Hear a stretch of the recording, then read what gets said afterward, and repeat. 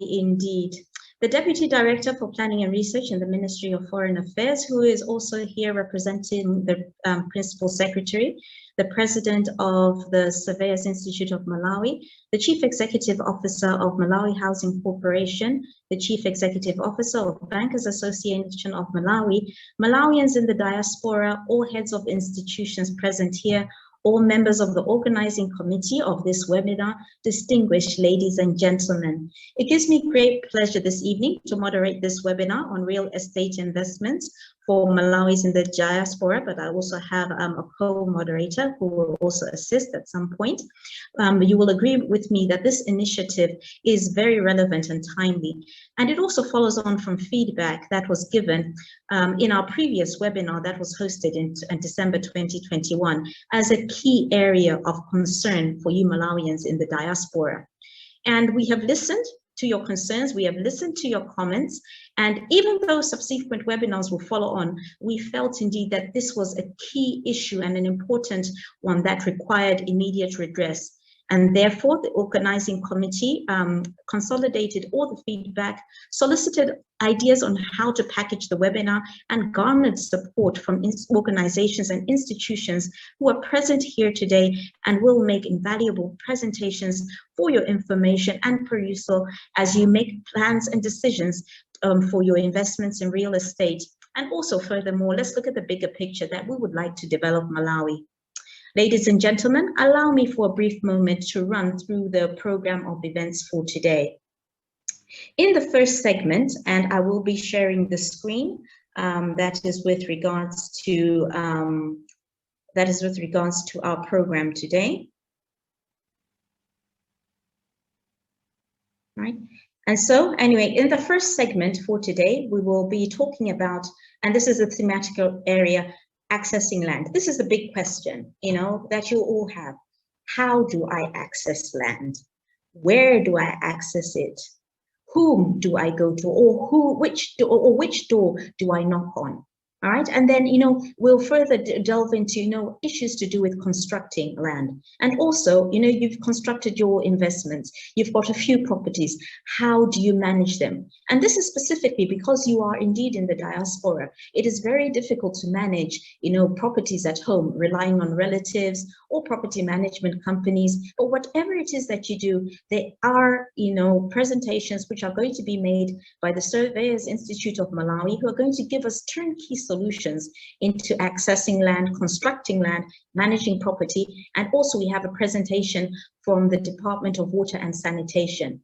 After we've put in our buildings, we need utilities. So indeed, questions of the issues of water, electricity, and other things that are necessary to manage our properties will be addressed in our first segment. After that, we will have a question and answer session. And this question and answer session will be specifically from the two presentations that will be made with regards to accessing land and construction and managing property. We will furthermore talk about financing, because in terms of constructing property, accessing land, you do need finances. It doesn't come, on a free platter. So we have the Bankers Association of Malawi, who will quickly give us a rundown and all the information that you need to know about the banking institutions and financial institutions in Malawi that are available to support your real estate investments. And so you'll hear a lot from them, and they will guide you and point you in the right direction. But also, sometimes we want to do our investments alone. And sometimes, we don't need to go alone. We can actually achieve a lot more if we do things together. HITCO are going to be coming in with a presentation as well about pooling funds in as a cooperative and, investing in property and real estate from that perspective. Our third segment, of course, we'll talk about infrastructure investment opportunities. And this is at a broader scale and at a large scale. So maybe it might not just be your dwelling place, just like your home or your block of flats that you're looking at, but this is about, developing and being a part of a bigger development. So we'll have Malawi Housing Corporation making a presentation of, the plans and how they would like, so as not to preempt what they want to do, but they will be making a presentation to you on how you can be part of bigger projects in terms of, real estate investment. The Reserve Bank of Malawi are also here, and they will also talk to you about infrastructure bonds.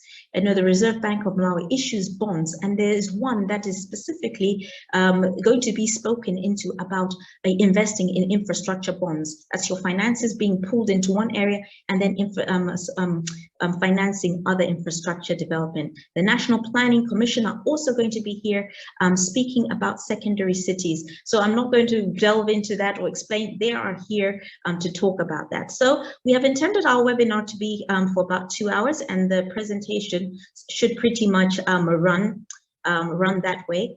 But meanwhile, I would like to tell you just for you to note that this webinar is being recorded, and all the recordings and especially the presentations will be uploaded into our chats.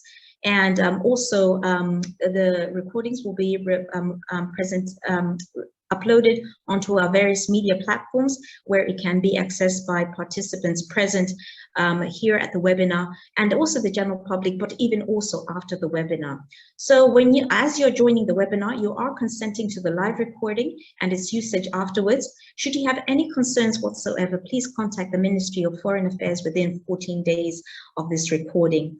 This said, with Malawi having a dynamic and youthful population, both at home and abroad, I see many of you have come from different countries, different states, and on different continents. Some of you it is morning, some of you it is afternoon, some of you it is evening, and some of you it is really late at night. But I would therefore urge you to use this webinar as a platform for the sharing of knowledge and to use it to inform your decision-making and plans for real estate, and also to make use of the contact details that will be provided and posted in the chat box as we progress. You're also encouraged to post your comments in the chat. Put all your questions in the chat. Our technical teams are on board and on the ground to respond to your inquiries as we run through the webinar. Please also, during the question and answer time, just raise your hand so that our hosts can recognize you and give you the platform as you ask your questions. At the end of the program, we will also ask for at least 5 minutes of your time to respond to a questionnaire. But I will explain a bit more about that as we come to that part. So therefore, I encourage you to stay online as I invite our first presenter in the first segment to make a presentation on turnkey solutions in accessing land, constructing and managing property. And this will be done by the Surveyors Institute of Malawi. And Mr. Mangani, the floor is yours. For the rest of you joining the webinar and that are here, feel that you're welcome. Takulandirani ndicho khala niwo masuka. Webinar imene takupangirani inuyo chifukwa choti tamvera feedback yanu yonse ma comments anu ndipo taziona kuti zinthu zomwe zimakukhudzani kwambiri. Pa zinthu zonse zimakukhudzani chachikulu kwambiri chimakukhudzani ndi nkhani ya malo. Imakhala nkhani yofunikira because imakhala kuti mukuganizira your future generations, your future investments. Webinar imene iyi ndiyanu. So I wish you very fruitful deliberations. I thank you for your attention and may God bless you. Plus also, I think I forgot one key thing that I should have done in the beginning is to introduce myself. My name is Regina Mzetembi Lemucha, and I will be indeed your moderator, but I'll have my other moderator, Chancy, joining at one point in time. Thank you, Mr. Mangani. You have the floor. Thank you, Regina. Just to correct, my name is Martin Chimangeni. Yeah, the Mangani one, I'll see if I can adopt it. Greetings, everyone. Kaya muli bwanji. Maule maperekedwa kale kwa director in the Ministry of Foreign Affairs and Enato Setilipan.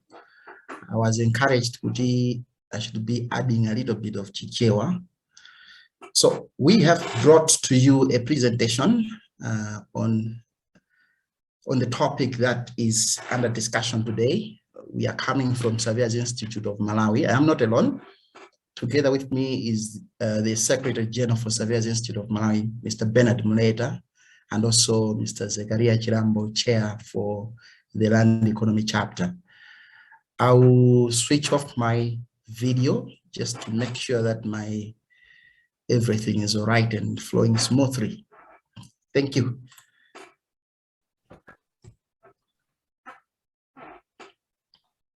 Our topic, and today we'll talk mainly, I'll briefly talk about what Surveyors Institute of Malawi is.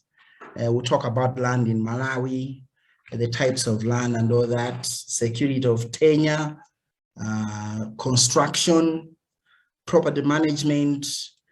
We will briefly adopt some project stages so that our discussion is exemplified in terms of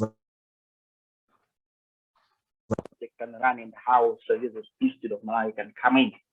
So that takes us to how SIM can help. We'll be using the abbreviation SIM, and in the presentation, I'll be using the words real estate and property interchangeably. The presentation has already been uploaded in the chat box, so members can later on have a look at it. And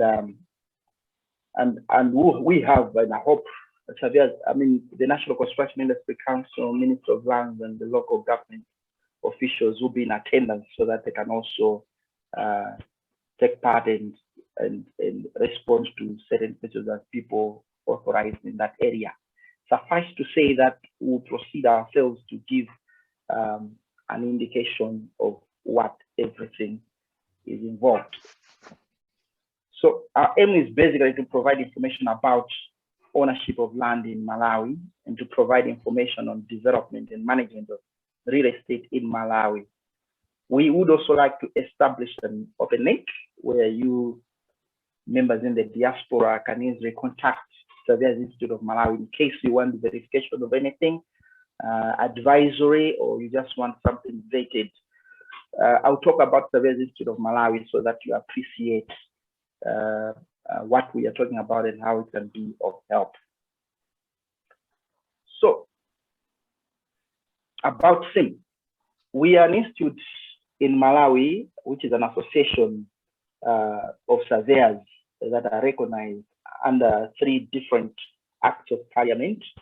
We've got 3 chapters, namely the land survey chapter, which handles cadastral survey, deed plans, etc., something to do with land and topographical and all that. Land meaning the surface of the earth, even if something is on top of it, be it water or anything else. That's governed by the Land Survey Act. Then we've got the land economy chapter, which handles valuation of property, assets, and property management, agency, and auctioneering. They are governed by the Land Economy Surveyors, Valuers, Estate Agents, and Auctioneers Act. We also have the Quantity Surveyors. The Quantity Surveying chapter handles construction costs.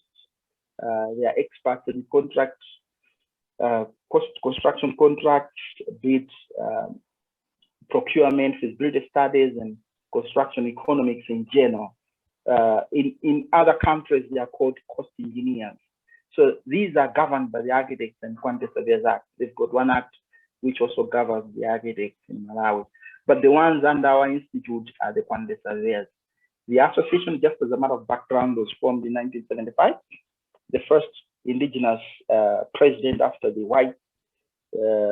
whites was Mr. Tom Tipam Sawyer, who belonged to the Quantity Surveying chapter. I am the current president, Martin Kimangeni, and I belong to 2 chapters, the Quantity Surveyors and Land Economy. I'll see if I can do land survey, a paper to belong to 3. But anyway, let's proceed. SIM as experts that handle matters relating to land, construction, and management, offering an all-round service in real estate. Regina called it a turnkey, meaning that you can get everything as far as property is concerned, from inception to construction to management to demolition, valuation, and all that. You can get all that within Surveyors Institute of Malawi. So the Surveyors Institute of Malawi is governed by a council, which is elected at an AGM by all registered surveyors. The council is comprised of the president, the vice president, the general secretary, immediate past president, and chapter chairpersons for the 3 chapters. Then we've got chapter representatives who handle certain matters also relating to the chapters. This is the council that is mandated to oversee the services and the work of surveyors in Malawi. We've got a constitution, and we register people, student members, licensed, retired, full members, and honor members. It is the full members. When you attain full membership, you carry an abbreviation MSIM against your name, so that you are allowed to handle and service people. Anyone else is supposed to work under a full member. We'll get to that. So that's it about Surveyors Institute of Malawi. We've got those 3 chapters, and I will be bringing in inside the discussions on how and what we can do and how members can be assisted through the Surveyors Institute of Malawi. Let me say that the patron for Surveyors Institute of Malawi is the Minister of Land, and the land surveyors and the land economy surveyors, the chapters are domiciled at Ministry of Lands, while the quantity surveyors is domiciled at the Ministry of Transport. So, land laws in Malawi. In 2016, the government, Parliament enacted 10 land laws, and the President assented to it.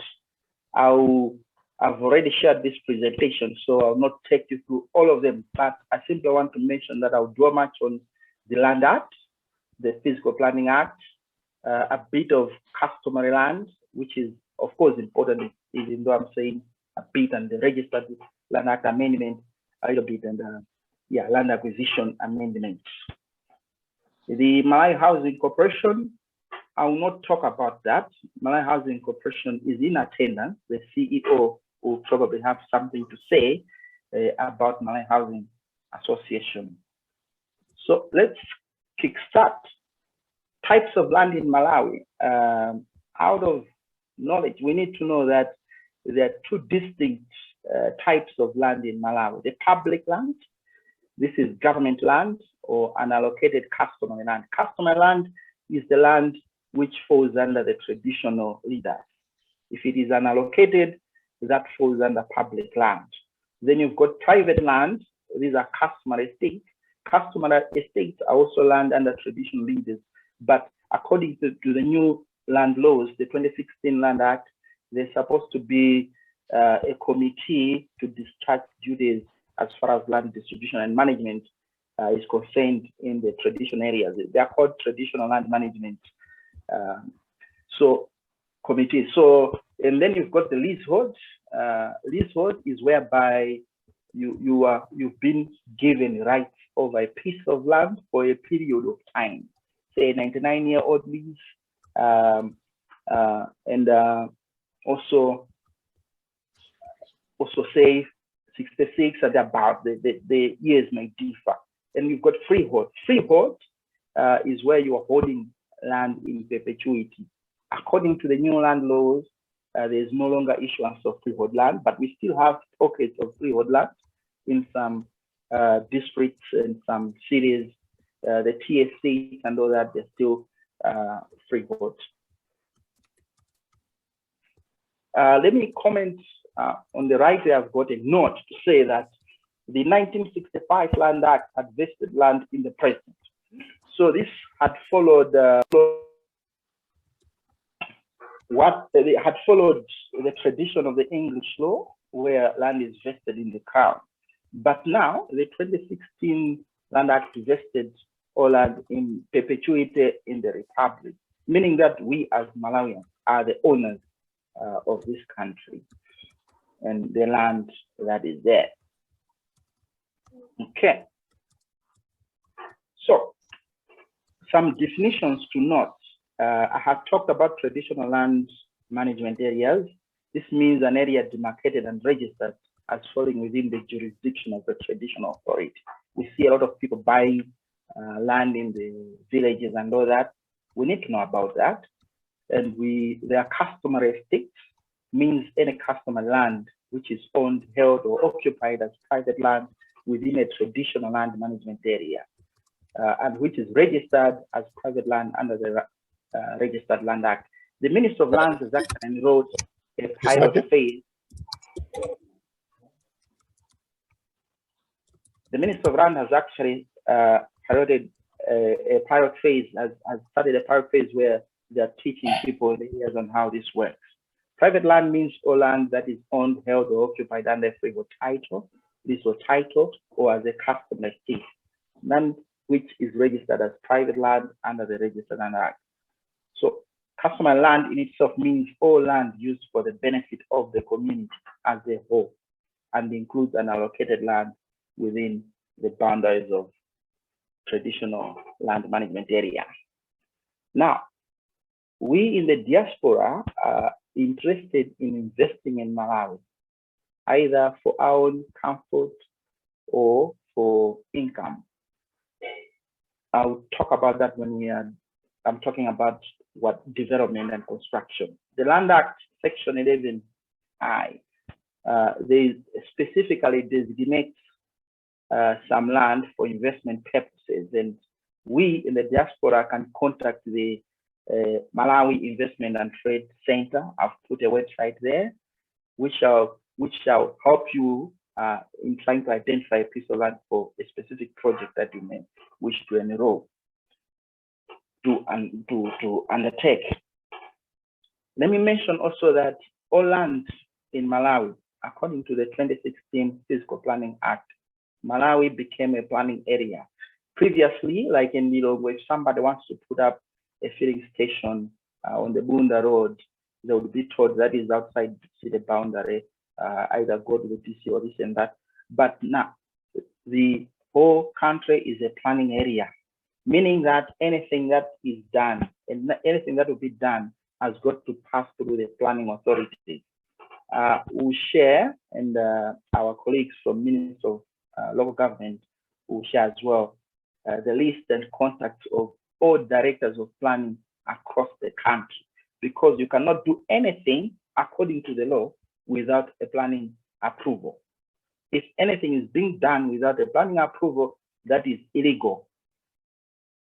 So the Land Act 2016, Section 19, the conversion of customer land into customer estates, that's private land, there is nothing in this act shall be construed as preventing the registration of customer land under the Registered Land Act, meaning that you may have a part of land under customer, you can still register it.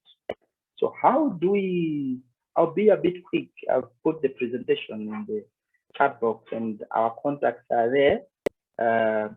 We've also put a contact for Mr. Seku Chirambo, who is the technical link for Surveyors Institute of Malawi, but you can also talk to the Secretary General, Mr. Ben Mleta, and you can even talk to myself on anything. But we'll be brief here, considering that others are waiting to make a presentation as well. So the land rights in Malawi are sold primarily by the Minister of Land. Whatever and whosoever has sold you a piece of land, you need a paper from Minister of Land. So they've delegated, and there are also other entities and MDAs that sell land, like Malawi Housing and the local councils. But when everything is done, you've got to, like if you buy land from Malawi Housing, they will definitely give you a certificate of deed, which will be from Minister of Land. So all land sales need to be in line with the Physical Planning Act. All land need to have been surveyed, and the surveying should be done by registered surveyors, not just putting beacons to show a demarcation, but we use cadastral survey where that beacon will be registered with a surveyor general.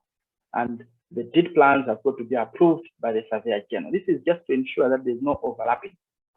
There's no overlapping of beacons and parts of land, and you are not developing your toilet where we are supposed to have a hospital, or your house where we are supposed to have a road.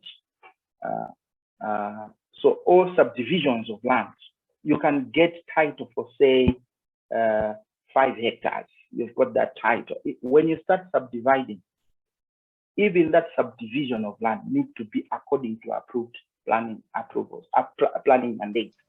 The planning authorities need to approve. So any subdivision of registered land needs to be registered as well. The land laws and the planning, the Physical Planning Act has got requirements on what to do, the access roads and the like. You wouldn't want, in case of a fire, the fire truck failing to get to a certain house because somebody developed anyhow. So all those things need to be taken account. And for us to have sanity, everything has got to be referred to the planning committee. So legality, or whether you want to call it illegality of unplanned land sales, or however the English is, Section 37 and 38 of the Land Act renders unauthorized subdivisions of land. So any unauthorized is illegal, as I've talked about. The above statement ought to be read together with Section 54 of the Physical Planning Act. I am not a lawyer, but land being land, and you've got to read and just make sure you know these things. It is important to ensure that any piece of land acquired should have title, planning approval, so repetition of what I had said before, and the last one is that customer land is through creation of customer estate. That's making it private now. And that has got to be registered. Now, we are continuing on how to acquire land. How can SIM help? SIM is available to provide guidance. We are available to vet professionals.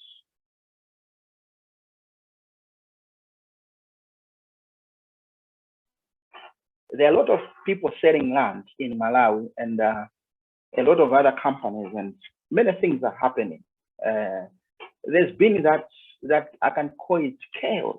It's like a business, but land, we've got to guard it because we do not want to sell our country. When people are doing their businesses, which is right and good, are we following the right procedures? Are the professionals they are using? Is it just somebody who knows how to use the GPS and then he's got a steel rod and cement to put a beacon? And what you're getting, is it authentic? We are in line and always in touch with Ministry of Land. Most of our members are also working with Ministry of Land. So we are able to guide to say, okay, can you do a search? This is how we do it. Okay, can you do this and make sure this is right? Otherwise, you may be sold something which the government had already paid compensation to somebody for that. And the government can come to say, we already compensated people here and we want to put up this thing. We can help, we can come in with that. And we've got professionals in the land survey who can help you come up with those G plans. And we've got professionals in the land economy who can help you on what you can put up in that piece of land to make sure you realize much value. So the professionals, they range from what I've talked about, the land surveyor, the state agency, it is in terms of acquisition of land. I am pretty much aware the government is bringing in other laws as far as land is concerned, where the government may split a state agency to something else, but that is not yet there. And I think it's just people are just working on that. But whatever is happening, is it according to the law as it is today? So our work is governed by legislative boards. These boards are gazetted, and they are gazetted to make sure anyone who works, I am a member of Surveyors Institute of Malawi, but I have got to make sure I comply with the requirements of the Land Economy Surveyors and Valuers Estate Agents and Auctioneers Board. If I do anything wrong, they can remove my name from the register. I need to belong to the Architects and Quantity Surveyors Board. If I do anything wrong, they'll publish my name. They'll write to NCIC, to my employers and anyone else or clients. Don't use Mr. Martin Chimangen. I was about to say Mr. Chimangen, but I've seen we are two here and brothers here.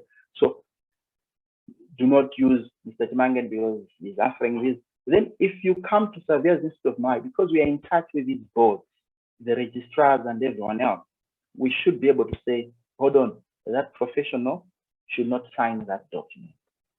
That one shouldn't use that because we've got all those names.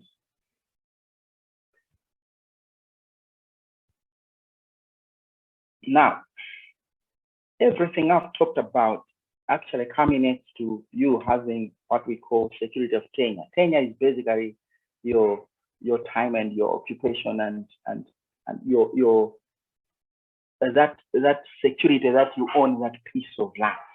In short, and in short, let me say that.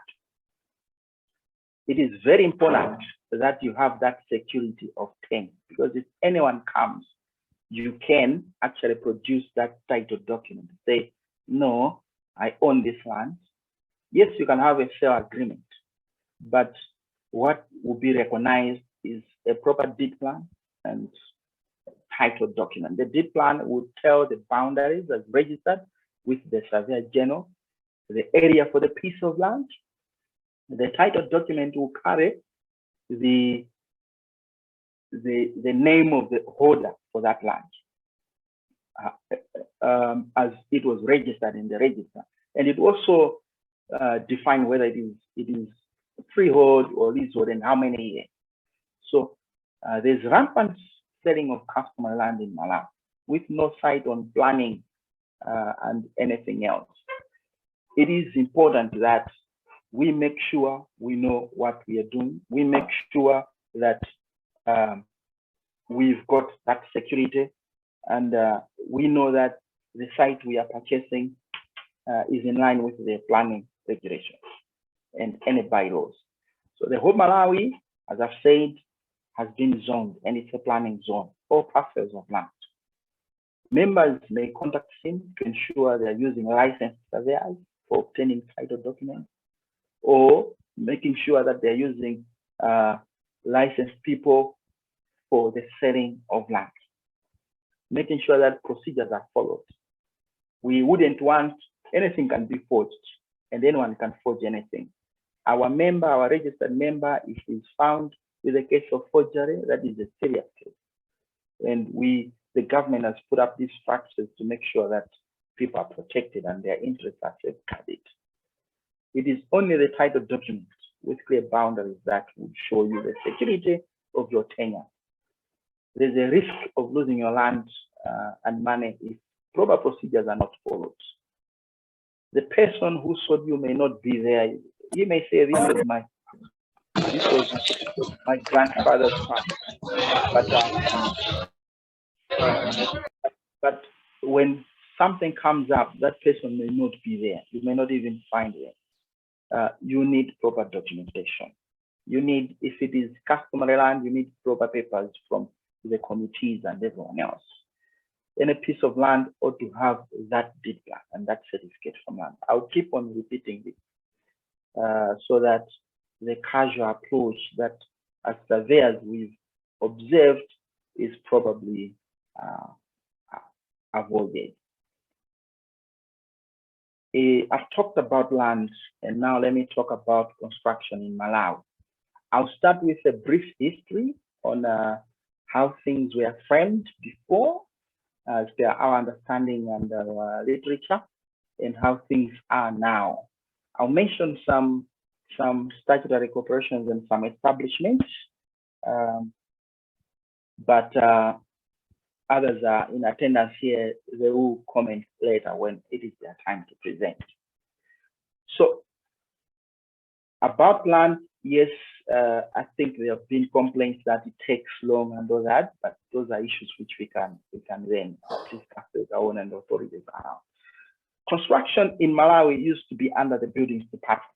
This was domiciled at the Ministry of Public Works and Supplies. It used to carry supplies because after building schools and offices, they would supply desks and everything else. That's my understanding. But then the supplies was removed and the government started using the private sector for supply of loose equipment. So the buildings department remained with the solid infrastructure, like what somebody say, if you turn the house or any development upside down, whatever falls is not yours. It's what has been brought in. The landlord, yes, if the arrangement is that it provides furniture, fine, well and good. But that is what had happened. But in 1994, this is after we moved on from one party to multi-party. There were reforms, and Malawi then decided that the buildings department no longer should, the element that was handling roads, they formed the National Roads Authority to be handling that. And then the other element, policy and supervision of all that, moved on to the National Construction Industry Council. I know the roads authority later on got split into two.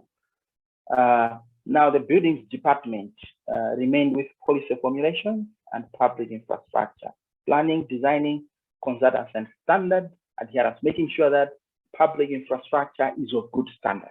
It is important that we know this because of where we're going, so that we know who to approach. Now, when the buildings department remained with public infrastructure, the standards for the private developers like ourselves, like everyone else who wants to build a house, put up a mall, put up an office block, that responsibility was now moved and shifted to the local authority. This is why we've got planning committees, they've got bylaws, and we've got the district councils with directors of buildings and directors of directors for projects, and then you've got director of planning there. They are responsible for that. They can come and say your fence is encroaching onto the road and all that, or you're not following standards and all that. They are responsible for that. The 2016 Physical Planning Act, and when you consider the 2020 Physical Planning Regulations, Regulation number 20, typically talks about that the planning committee can actually consult. I'm saying that because most people say no, planning committees are just councillors and the like. No, they have got other professionals within them, and if it is a specialist development or there's a need for something, they've got experts who work on anything else at management level, and when it moves from there, it goes to the planning committee. The planning committee, according to the said regulation I cited, can conduct. So we are safe on that, and the laws are in place on that. The National Construction Industry Council, NCIC, regulates companies that operate as contractors, consultants, and even specialist suppliers. Those that come into Malawi from abroad, what are the laws? They will manage all that. And for someone to register with National Construction Industry Council, you've got to convince them that you are a taxpayer, you're very good as far as your tax returns are concerned, you are registered with the relevant professional board. If you want to register as a consulting quantity surveyor, for example, you've got to be registered with the Board of Architects and Quantity Surveyors, and all that. So we are safe as people in the diaspora to make use of professionals that are under the NCIC list, because they do provide a central place where everything has been checked and everything is in place. And they do even check how professionals and their companies they are managing are conducting themselves, so they can strike them off the register and write to the board to deregister them. They can do everything else. The NCIC list will provide those names. Surveyors Institute of Malawi can also help out to provide the list of the names, and also to indicate whether those people are still in the register at the board. We recommend that we use professionals and contractors that are registered on the NCIC list. You can get that list from their website, www.ncic.mw. Members may also interact with NCIC on the website if you do want to register their own company.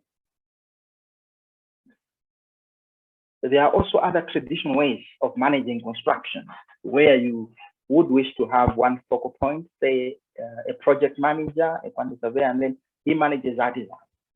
Our chapter on the quantity surveying chapter may become handy, as they would quantify everything for you. You buy your materials from outside, you reconcile, and then you would know whether they're being used adequately or something is wrong, and all that. We can also provide feasibility studies via the land economy chapter to see if your project can make sense on the technical sense. We know some developments that were developed, and so SIM can provide that information and those other professionals. SIM is also able to vet and to provide that market and market intelligence I will share in the chat box a market study that was done by Knight Frank Malawi, just indicating the market rentals and all that. Then you would compare how much you are putting in and what you'll be getting, see if it makes sense and all that. It was published around September. It is for half year 2021. The December 2021 report isn't yet out, but it shouldn't be very, very different considering the flat landscape we are in. Now, you've developed your property. I'll get back to the property. As I said, that I'll talk about project stages. But now you need your property management. In brief, by property management, I'm talking about the art of ensuring that the contract between, or the agreement between the property owner and the tenant is in safe hands of well-trained and skilled property managers who draw expertise in financial risk management, budgeting, and property maintenance while maximizing revenue at minimum expenses. So your property manager is not just a guy to say, Mr. X is occupying shop number 2. Your property manager should even tell you that your tenant mix in this shopping mall isn't right. People come to the shopping mall because they want a one-stop to buy several things. You get your airtime, you have your snack, then you get your bread, and you're waiting for your spouse in either the barber shop or salon, and then but the car is parked in one place. Then you do all those things at once, you move on. Whether you buy your DIY is do it yourself. You want to buy your screwdriver and all that. So your property manager shouldn't just say, this is the tenant. You should know how to manage the finances. You should know how to manage the lease. In this lease, whose responsibility is it for this door that is broken? Is it only the landlord? Is it the tenant? And the lease would tell. Okay. I've talked about tenant attrition, the footfall, and everything else. How best can I extract value from my property? You shouldn't just come there and end the commission. They need to know what they're doing. Our members know that. We in Malawi, property managers are governed by the Land Economy Board. Professional property managers need to appreciate the types of leases, the type of property, and the business of the tenant to ensure that they recommend a good lease to both parties. Our SIM Land Economy chapter is focused on this area, other than just valuation, estate agents, and auctioneering. The tenants' agreements may be in very different forms. They may differ due to responsibilities.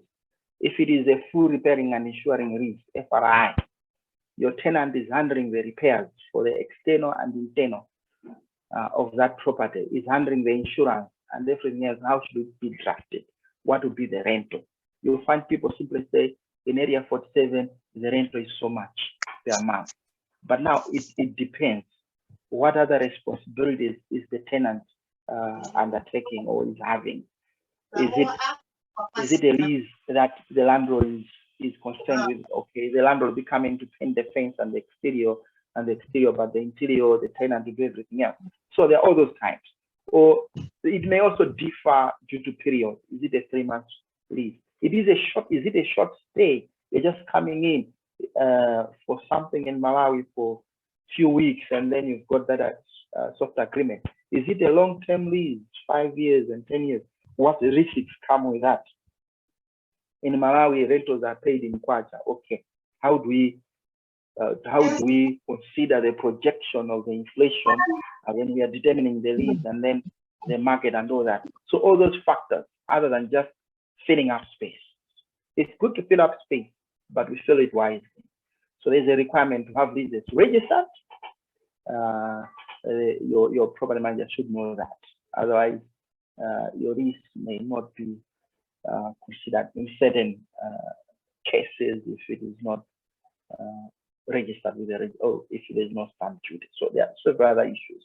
I wouldn't want to do much on that, but we recommend that investors use property managers and agents that are registered with the Land Economy Board and Surveyors Institute of Malawi to ensure most of these risks that go with management of property are mitigated. You wouldn't want to realize later on somebody you wouldn't want to realize later on that you were actually keeping a terrorist in your house. Okay, and you wouldn't want to realize later on that somebody left with all doors and sockets and everything else.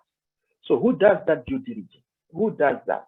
Your property manager is responsible for that, because you've mandated him to manage your property and you are paying him for that. You are not paying him simply for collection of rental.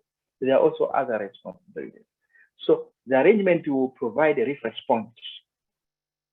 In case there's a misconduct, something has happened, your property manager is nowhere to be seen. You can call Surveyors Institute of Malawi. We will call the Land Economy Board. I may not be there as the president, but the institute will be there. And somebody will look in the register, they will know this guy, his certificate, let's cancel it and let's help the client this way. And then we provide, now this is how the person is supposed to behave. We call him, we do disciplinary action, not the haywire thing that is happening all over. So these agreements vetted by registered agents carry the heads of these that are not only legal, but also in line with the market practice. You agree with me that real estate is a separate profession. Law is also a profession on its own. So these work together to make sure that parties to the agreement are protected. Let me get back to the project stages and involvement of SIM. So property developers, people develop for two things. There may be other reasons, but they develop for themselves, whether you're developing for your mother or whosoever, but you're developing for your comfort so that somebody who is linked to you is comfortable. So you develop for yourself and then you develop for others as well. But the discussion today is not on that. But in each case, there has to be demand. There has to be something, a need that development will satisfy. The demand shall be the underlying element on each of the stages when undertaking a development.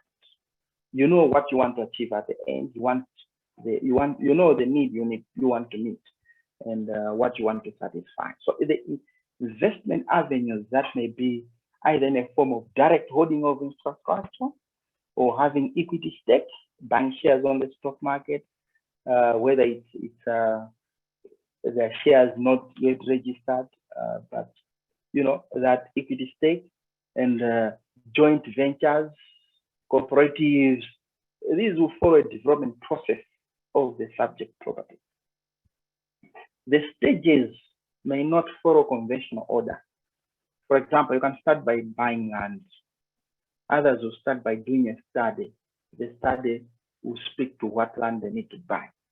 But maybe you've got information on how long it takes to acquire land. And then you say, I would rather get the land and then I'll think about it. So the stages may not be in that order, but I'll have an order that I'll use for the sake of today. The investor may decide to exhaust certain matters. You do your topographical study, that is the study of the terrain of the ground, so that you decide whether you need to bring a bulldozer to level it or to bring in some soil, compact and level it. Or the geological studies, just studying the soil strata.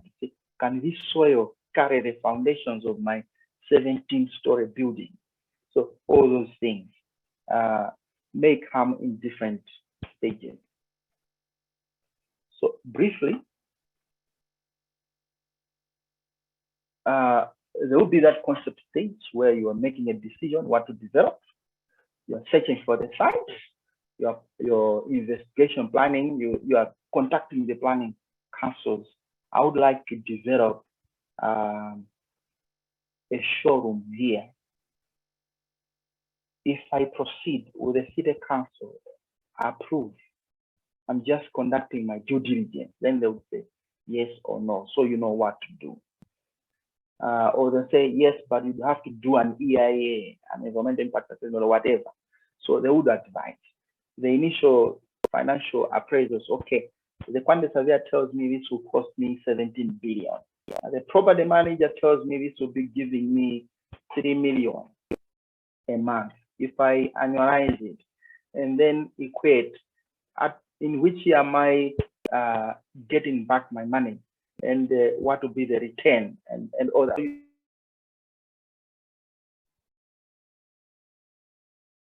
You may involve investment structuring and all that. Then your market study. Okay, I want to do a school that will be teaching this subject, but I will do it in data at Tete, okay, or Maonde in data. Okay, can people be traveling to learn that art in data? Will it going to make sense, or it will be competing with the technical college and all that? So people prefer just going to the technical, all those studies, and that would be involved. Then when you decide, you have your outline plans, your quantity surveyor can give you ballpark figures as estimates, and your property manager can also give you estimated rentals, and your tax expert can advise you with what you're doing, whatever you're bringing as the taxation implications, whether you need to apply for the free and all that. Then you get to the design stage now. You are trying to concretize what you want to develop. Then you go further and detailed design. So every stage you come with a detailed estimate and all that. Then when you've got detailed design, you go back to the planning committee. You had approached area on for them to approve, and they would consider that. Then you do your costing and contract stage, you get your contract and all that. Then you can decide to now pay in full for your site. But as I said, you may have bought the site already, so this is just used for illustration. You do your development, your property manager needs to start marketing that property even before it is completed. Make sure you relate and all that so that it makes sense. Now, I've come up with this noise here. This noise, you will notice that what I've talked about, all those stages, laid them on a sheet of paper, stages 1 to 6. The 7th one would be property management, of course. Then you've got your brief, you've got your quantity surveyor who will do everything else, and your land economic surveyor will give you the rentals for your feasibility and viability analysis. Your land surveyor will determine the boundaries and all that. We'll do the topographical survey to make sure the terrain is all right. And then you go to 2 baseline budget and all that. So the concept and viability stage will provide the brief and the baseline budget. Then you go to the design, you're concrete sizing the budget, and you are finalizing everything. You know your capital requirements. Those from the Bankers Association will definitely talk about that. So this will speak to how much you need. You can have your gearing to say, no, I already have some cash, I'll get some equity, and I'll get some loan and all that. That's their ball game. That's their profession. So they would advise on that and what is available in Malawi. Then you go to your procurement stage. What are the procurement laws in Malawi? How can I get a contractor? What do I do and all that for a private developer? All this and that. Okay, Mr. Quantity Surveyor, can you do me the tender documents, the bills of quantities and all that? Let's come up with a tender document. And can you shortlist the contractors? Which method should we follow? Which contract should we follow? There are several contract forms, and dependent on your project, are you following the physics? Are you following the Malawi forms, the ones that were published by ODB, then the Public Procurement Act, and then, or you are following the other laws that are contract forms that are there available in the construction industry. Then you get to your development. Okay, how do you develop? Are you developing? Is it a new project, or you are refurbishing, or is it you want all tenants out? How are you doing it? So your property manager, your QS will advise what risks are there. Then your insurers will come in as well, and then you get to manage your development. You close out. I'll just be quick here, and your property management will kick start up until you either refurbish or demolish and start all over again as the life cycle of a project. So how can we help after all this? I've said a couple of times that we have a set of professionals involved in the investment of property, from land acquisition, market studies, feasibility studies, procurement and hiring of contractors, be it project management, construction economics, property management, and evaluation of completed assets. You've completed, now you've invested, you know how much everyone contributed. You want to have the property valued for your accounting purposes and for anything, or for issuance of new shares or whatever, and that we've got that. So SIM would like to work with the members in the diaspora as a central reference point for surveying services in Malawi. The Minister of Foreign Affairs can always provide our contact. The Minister of Lands can also provide our contact. We are also here providing our contact. And SIM shall provide advice and lead investors to the right professionals. So in case you're not sure of who you are using or you're getting disappointed, you can equally provide names of those that are there. Now, I've said a lot. Let me indicate here, I simply added this slide to say that this presentation is intended for you from ourselves as Surveyors Institute of Malawi, and myself as someone who compiled it on behalf of Surveyors Institute of Malawi, and for individuals for whom this was originally compiled, and we know those. So it may not be produced anyhow. We would appreciate if you contact us whenever you want to use it for any purpose, but we are available, and usage shall not be withheld. Our duty is to serve the country. So we declare that we are not legal practitioners, and we are not representatives of the Minister of Land, but we are people working in this field, and we urge all readers to ensure they engage the ministry or their attorneys in case of any disputes. So this document may not be used as a reference point for any mediation. If people want to use Surveyors Institute of Malawi as a mediator or as an expert witness, contact us and we'll provide people for that. We appreciate, we've noted other people already putting their questions in the chat box. Thank you for that. We'll take up those questions. The contacts, my contacts are there. We've also included the Secretariat, Mrs. Esther Matanga, so that you can contact her in case the presidency changes after some years. Well, it will change. It will change definitely. Then, but that's the central place.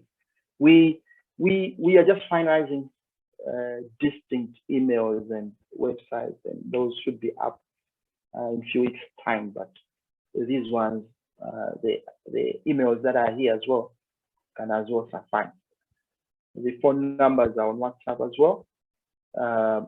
Maybe it may take a few minutes or hours before someone responds, but surely you get someone responding to issues. For this webinar on technical matters, Mr. Zakaria Chirambo, who is the chapter chair for the land economy chapter, is the technical contact person, but we are available to take up the queries as well. At that point, let me thank you for listening, and let me thank Minister of Foreign Affairs and Regina, the Deputy Director as well, for giving Surveyors Institute of Malawi the chance to make a presentation today. We are available as advisors, and we are available for anything that is within our mandate and within our work. We would like to work with everyone. We've been quiet for a number of years, hence people not even knowing what Surveyors Institute of Malawi is. Others think it is just a department under Minister of Land. And let me also thank everyone else who contributed and those who also brought advice on how this can be handled. At that point, may I hand over to the moderator, and that's the end of my presentation. Thank you very much. Yeah, zikomo kwambiri tathokoza for that very comprehensive presentation that you made. And it is packed with a lot of information. I know as I was reading through the chats, I think there were sentiments, and they've actually requested that, why don't we have a booklet, like an A to Z, that gives a rundown of the the step-by-step process. And I think, these are very constructive comments that are coming out. And yes, be rest assured that, yeah, that will probably be considered, because there's a lot of information and there's a lot of misinformation as well. So if there is something like a booklet or a handout or just an information guide, like even a brochure on the step-by-step process. So that is something that came up prominently in the chat. And as that presentation was also being made, there were many questions that are being posed and many concerns and comments that you've had, and these are very useful.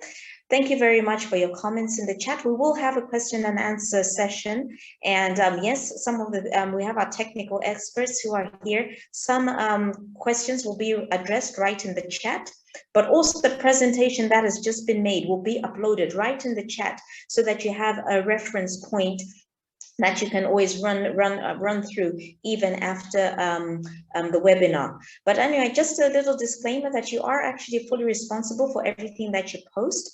We will not discriminate against any views. Nevertheless, we are monitoring all the user-generated content that you're putting on. We reserve the right to remove any content that may be deemed offensive, racist, threatening, or harassing, or anything that is giving any personal attacks.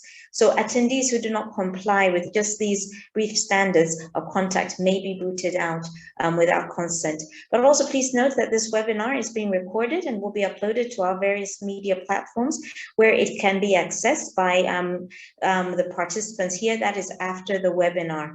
So anyway, without further much ado, we have the next presentation. After you've considered developing your land, you put up your infrastructure, you always start thinking, well, how am I going to run these? It's not just about managing them, but there are other elements that are added to the package. And, these are the stuff like, water, electricity, even, internet, in this modern day and age. How do you get a router in? But anyway, speaking to that specifically is something that, a lot of people do face challenges. I put up my building and everything, but I don't have water. But even sometimes it even becomes a challenge. And it becomes a battle, to actually try and get the authorities, water connections and other utility supplies. So speaking to that, we've got a representative for the Department of Water and Sanitation to just make a presentation to us and just what it and maso utilities makamaka zokhuzana ndi madzi. Zikomo kwambiri itimvere presentation imeneyi.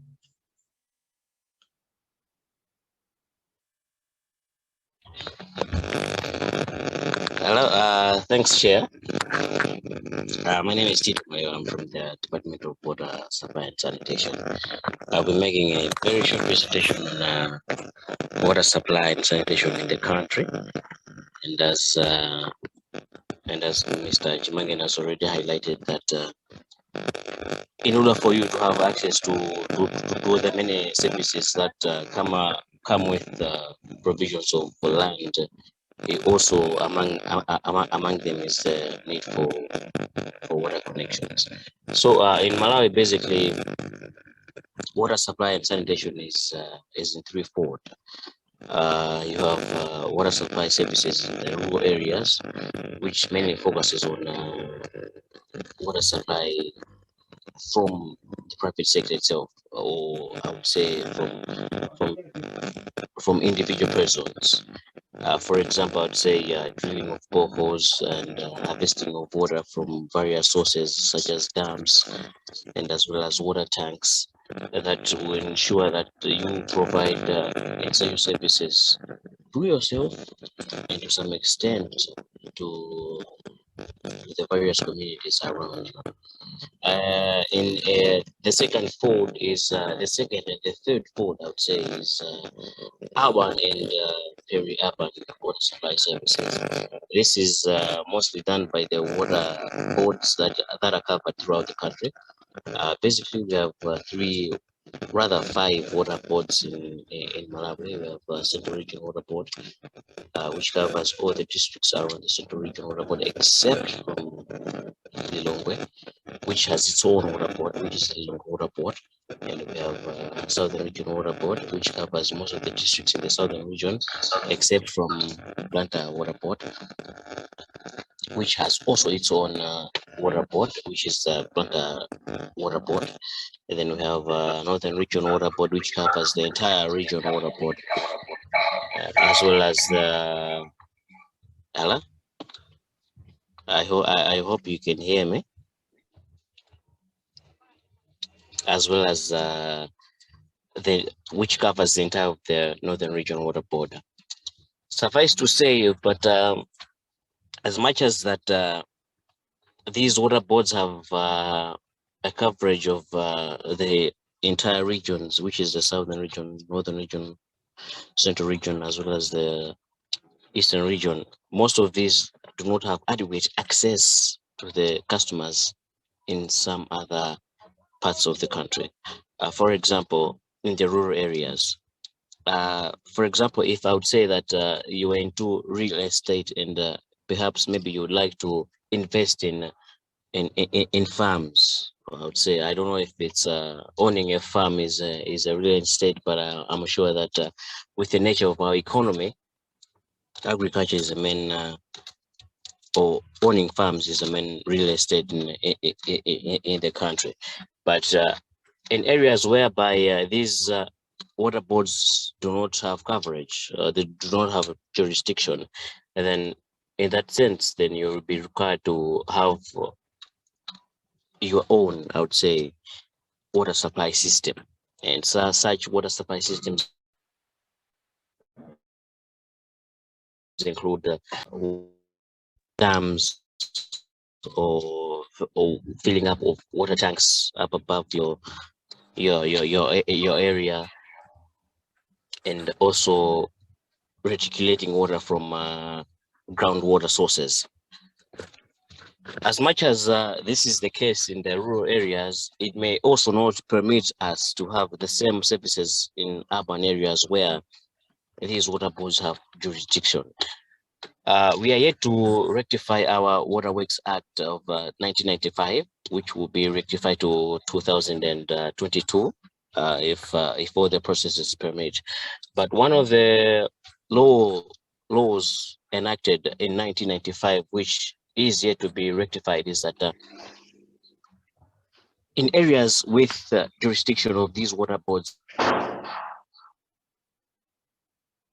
you're not permitted these boreholes without the permission of these water boards. It becomes a law that is against the government.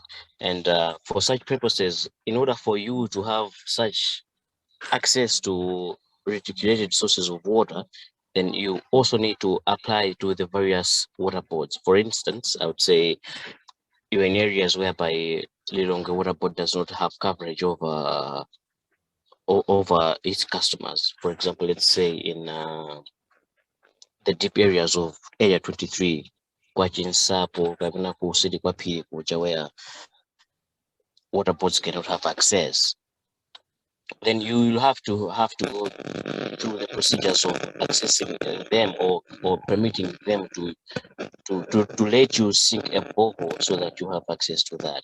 Nevertheless, but I think most of the areas in that jurisdiction have access to water. In as much as access is water supply, you may also wish to take note of the prices and the price mechanisms involved in these various water boards. Each water board has its own pricing mechanism. For example, the Northern Regional Water Board has a pricing mechanism that is divided into three. That is for residential. That is, you have a class A whereby water is reticulated into the household, a class B where it is reticulated into the compound, and a class C whereby it is also water is also reticulated into a certain area, coverage area. So I think whenever one is making a decision into real estate investment, these points need to be taken note. These points need to be taken noted, and I'll be sharing soon the key points in these various water boards that need to be contacted before one makes an investment. That was just an example in the Northern Region Water Board, but we also have Central Region Water Board, which also has its own class of classification of customers. For example, I had highlighted that the Northern Regional Water Board has 3, if not 4 classes: Class A, Class B, and Class C, whereas the Lilongwe Water Board is not merely classified into 3, but rather classified into the access or the amount of water that an individual or a household uses at that particular time. For example, less than 5,000 liters, which is those 200 drums are used per household. You have a certain range of amount that you have to pay, and above that, you also need to pay a certain amount of money that is required. Chair, in that regard, I think water supply and sanitation services is concerned. We also have, which is being implemented right now in the Central Region. Rather, I should say the Lilongwe Water Board is the sanitation aspect, which covers the sanitation aspect. Right now, the Lilongwe Water Board is implementing a project whereby all the storage systems would like to unite into one, rather than every household having its own individual sanitation protocols. For example, alisa amakandi septic tank yage yomwe amatagulisa ntchito for sanitation purposes.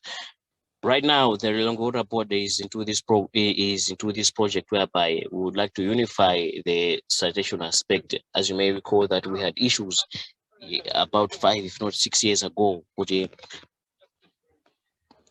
sanitation aspect of Lilongwe was infiltrating into the water supply services of the city. I think most of us we're well aware that those residing in area 18 were accessing water, but at that time it was contaminated. So this time around, we have a project that is capacitating, or that is encompassing every aspect of sanitation, whereby we would have one storage system. And I know most of you that are in diaspora are already familiar with this kind of system, whereby all sources makazi kutela kumozi. But this also is right to pass, or is right our implementation plan as Lilongwe Water Board. So I think as for my presentation, it is very short. I will also be sharing a contact list of those that are willing to inquire more of these various pricing mechanisms, and also pricing charges that apply in various water boards, because these prices differ. Ntengome ungachajire ku Malawi amene ungachajire ku Lilongwe kunoko is not per se different as the price that you would also charge in the southern region. So right now I'll be sharing a list of contacts for those that would like to inquire more on the pricing mechanisms of these water boards. Chair, with that remark, I think this brings to the end of my presentation. Thank you.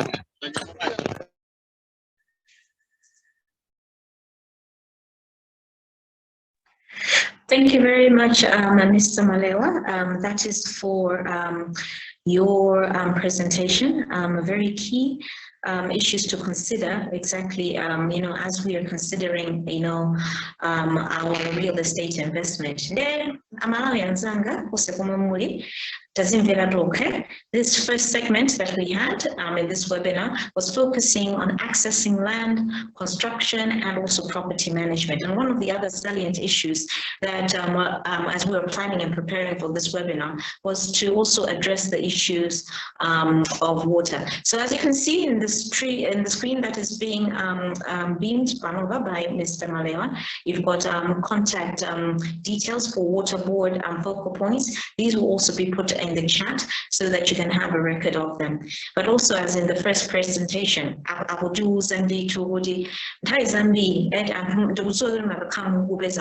and even in the comments and in the chat,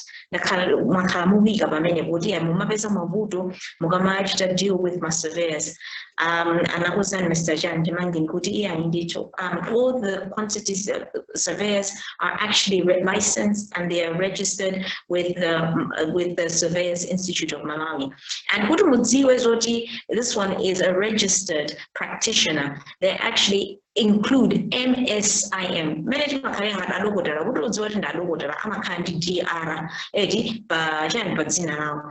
The Surveyors Institute of Malawi, the region, the credentials, MSIM.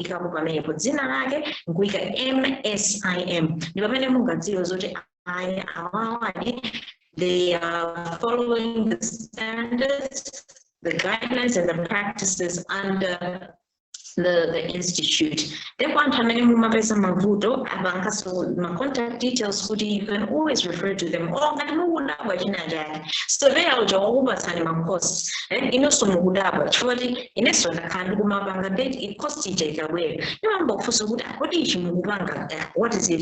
And I was I think I charge a big one. And if you find that what is easy, it is not in order. I would send a reference point. Yoti in mobile, what can be a booklet, a brochure, and that can also be published on other platforms and other websites. But no, thank you very much for your attention for the first segment. We will soon be going into the second segment, and that is on financing. Some of you might need capital, some of you have capital for other infrastructure. So we'll get to that. But first of all, I think I'll ask Mr. Malewa to stop sharing your screen, and then what we can do is that our hosts, we will go into questions and answer session, and our hosts with the moderation of the chat session. But what I'd like to ask you to do is to just raise up your hand. Raise up your hand in the chat, and as you raise up your hand, you'll be given the floor. Unmute. You'll be given the floor to Ngakwanise, because we've got a very limited time for these questions and answers. Just put your questions in the chat. We have got technical experts who are here on board. Apologies, Fuji, for the first lot of questions. The responses haven't been forthcoming. But we have got them. We have notified them. As Ibanga respond immediately to what can be responded to, instead of waiting for question and answer time. So if we can now see, I don't know who has a question.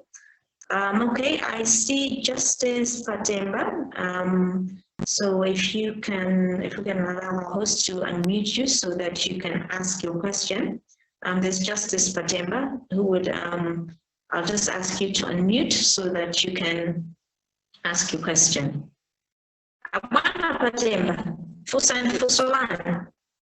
Thank you, moderator. My question is going to Mr. Chimangeni, the president, for the presentation that he had made on land, specifically on the issue where he said all land in Malawi is under planning. I just wanted to get a clarification on that. When he's saying all land in Malawi is under planning, which land? Is it across the board, or are we targeting urban, or are we targeting private land? Can he come out clearly? Because when he said all land in Malawi is under planning, for me, it took me back to the village where you are in the village and you're saying everyone who is constructing would have to submit a plan. So I wanted a clarification on that one. Thank you.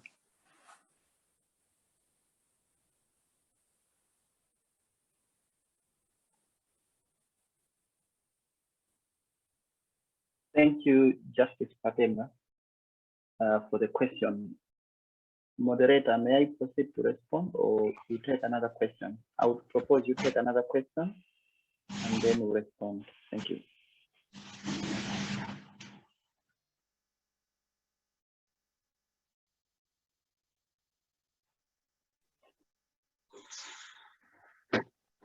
All right, Mr. Aubrey Kalepa, if you can just take your question. Right. My question is, I heard some time ago that there is a law coming into place about the forbidding of using bent bricks, or that people will be encouraged to be using blocks made from cement. When is this effective, and when do we stop using bricks for construction?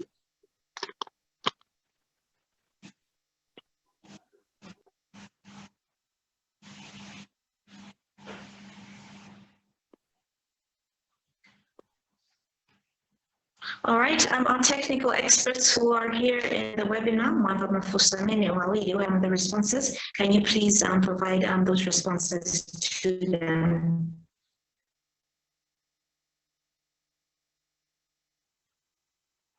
Martin, are you able to provide a response? Hello. Thank you.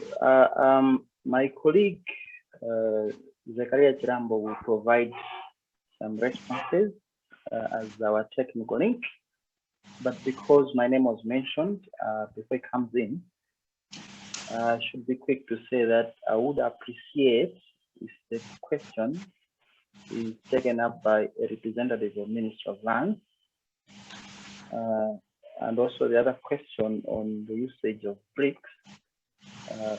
It is the National Construction Industry Council that is handling that. I would also wish to respect that we give chance to them than to let me otherwise jump the gun. Thank you. Okay, Zakaria, you have the floor. Thank you very much. But first of all, I'm traveling, so network is sick. If the questions can be asked again, or Inuyo as a moderator, you can tell me Kuti Anafusa Jani, I managed to stop by, then I can respond wherever I feel like. I can say that I wear two hats.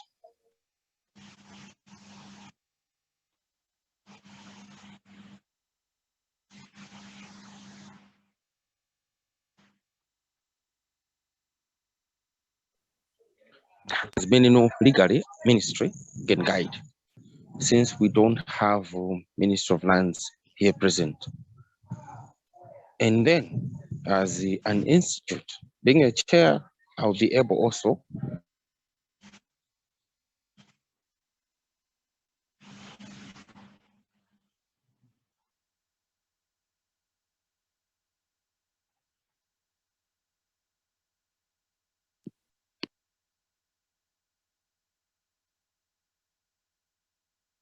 having network connectivity problems. I think I'm going to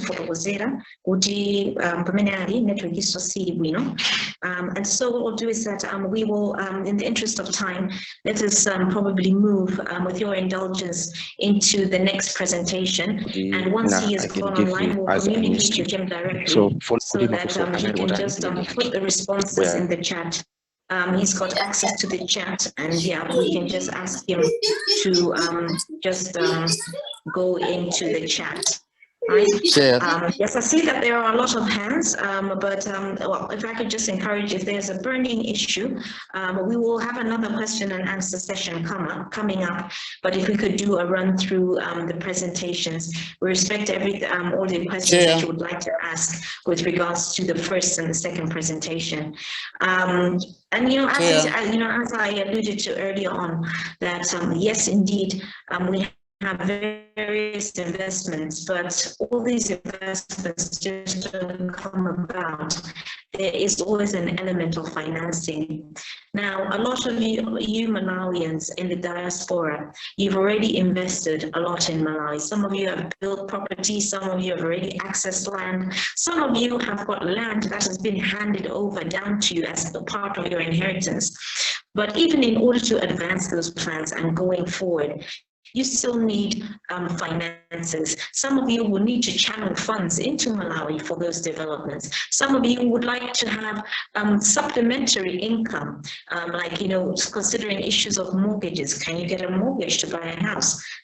Shall we invite the Chief Executive Officer from the Bankers Association of Malawi, Mrs. Linus Nkungula, just to speak to us and to speak to you about the financing opportunities that are available for state investment. Mrs. Nkungula, the floor is yours. Thank you.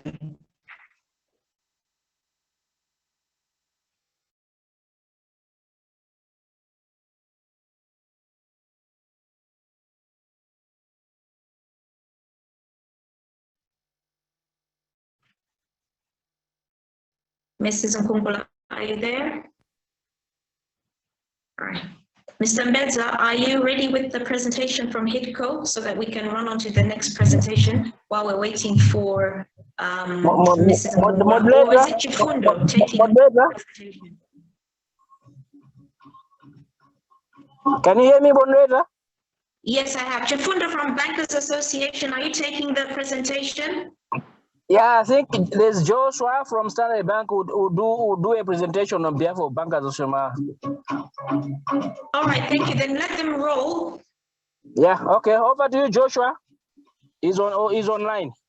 Yeah, thank you, Joshua. Are you able to beam your presence, share your screen and beam your presentation? Yeah, thank you, Regina. I hope you can hear me. Yes, we can. Can you hear me, Regina? Yes, we can, and everyone can hear you as well. Thank you.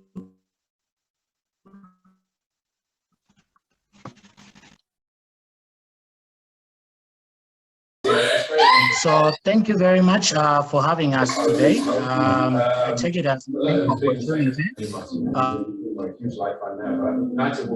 to actually be part of this webinar.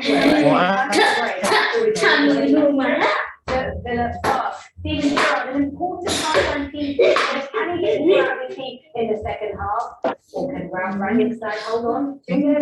Banks, we take Malawi Diaspora as an important aspect. With funds being sent to Malawi for business, funds being sent for real estate at Standard Bank. We find this to be broad. We view Malawi as our home. We drive her growth, and we believe that the Malawians in diaspora as well, they view the same for Malawi. So I'll be sharing a presentation in terms of the solutions that we have.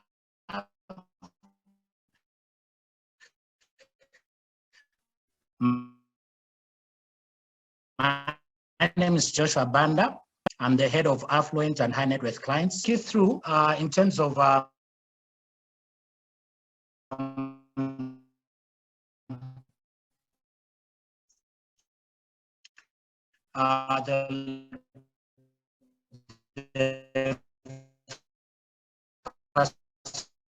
facilities that we have at Standard Bank, and this includes home loans, building loans, as well as equity release.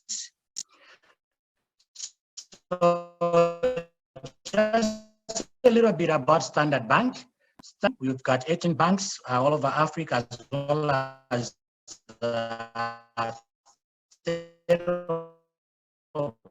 operations across the world.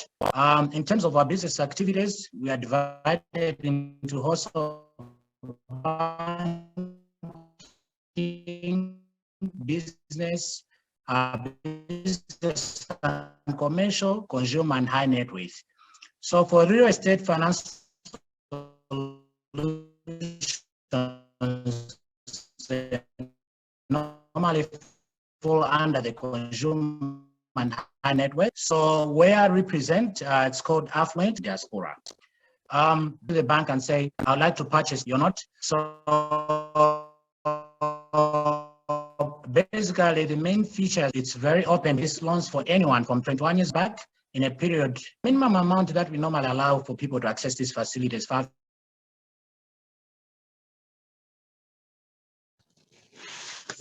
Mr. Banda is breaking up, we can't hear.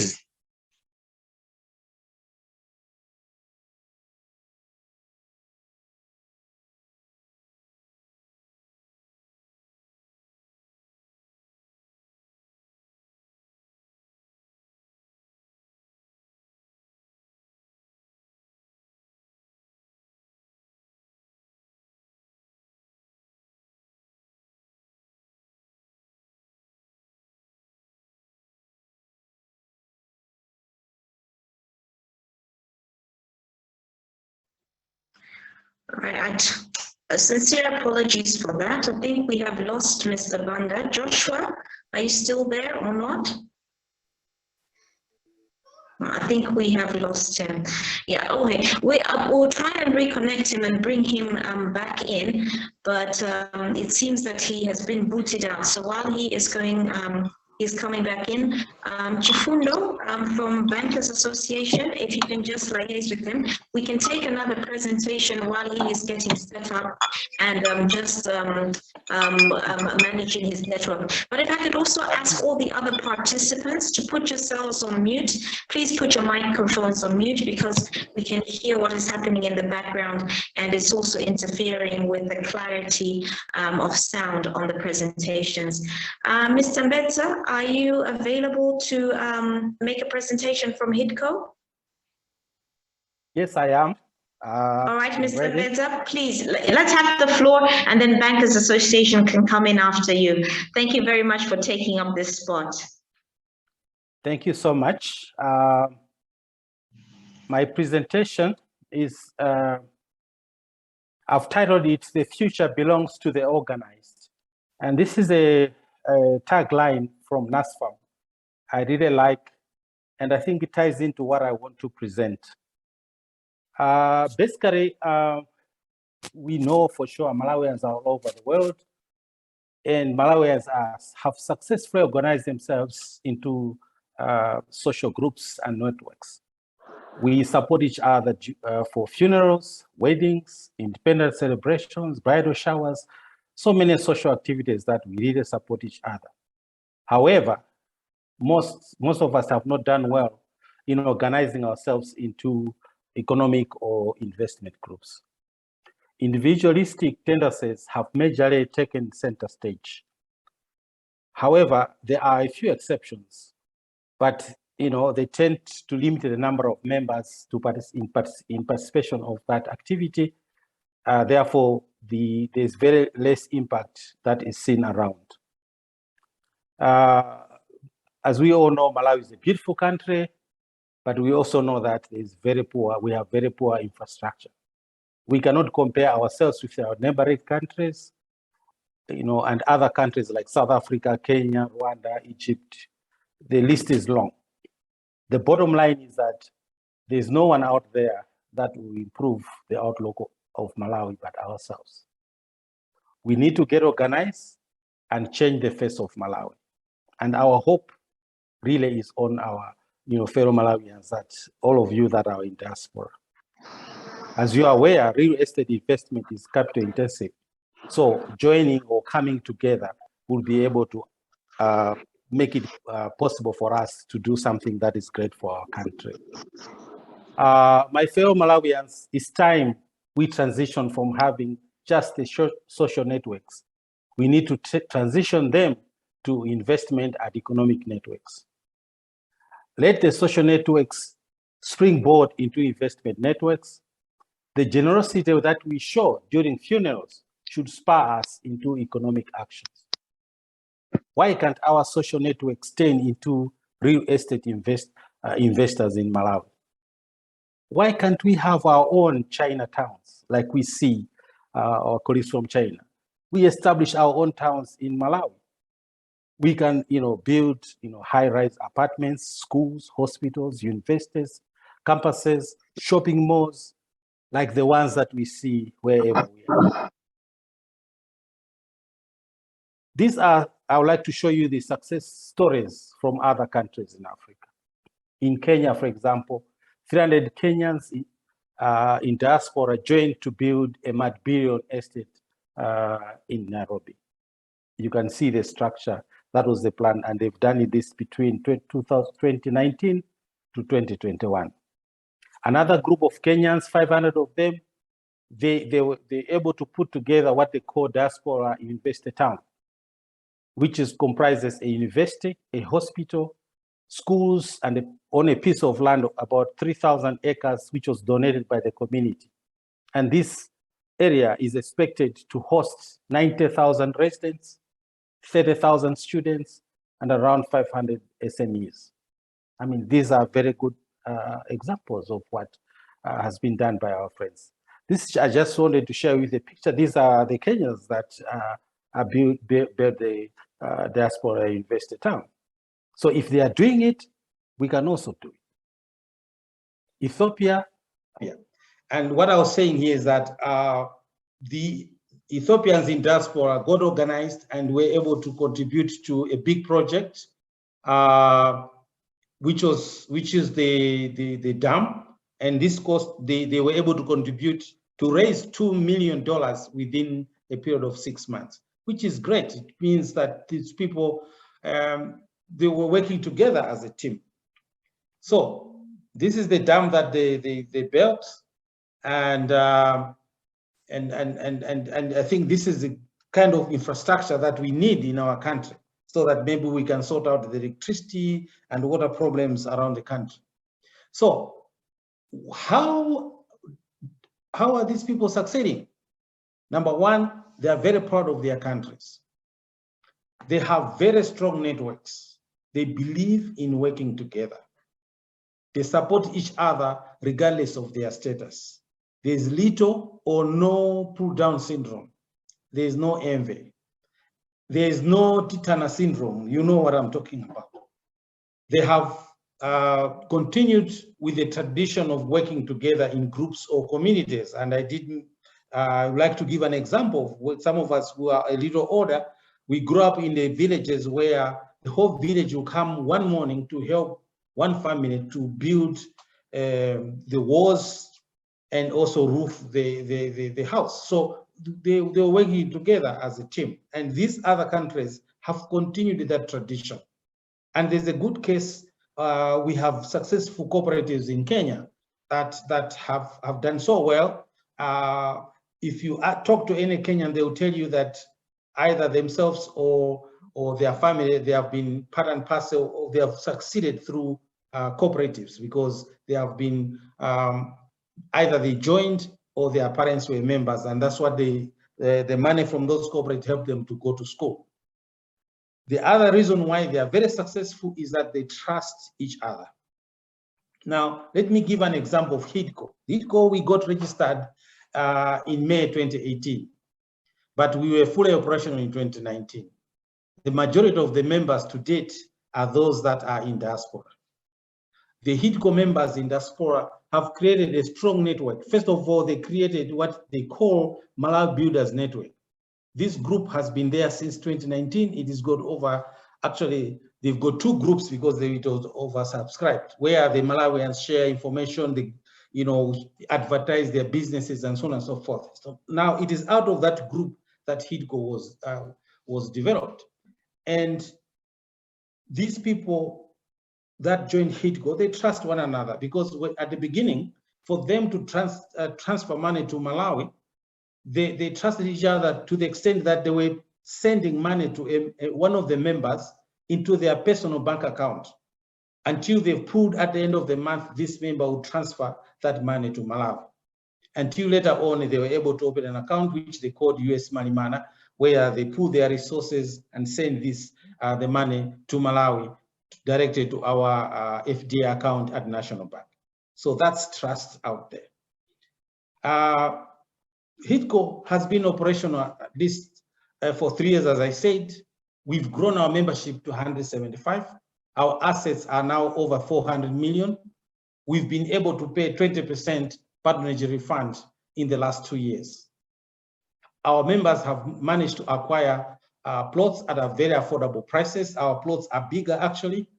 The members have bought plots in Lilongwe, in Mzuzu, in Mulanje, Lake Malombe, Lake Malawi. A good number of our members are proud owners of beach plots, which they wouldn't have if they were not part of HITCO. And through our construction company, we have the following projects. I just want to share with you some projects of what is happening on the ground. The 2 slides, the 2 pictures of cement blocks. This is our construction company that is making cement blocks for our members in readiness to start construction, most of them this year. The picture at the bottom on the left side, this is a finished fence of one of our members in Mzimba. The one on the right is another finished fence for our member who's got a beach plot at Chinteche. And this is the house that HITCO now is building as its first property, which it's there for the benefit of our members.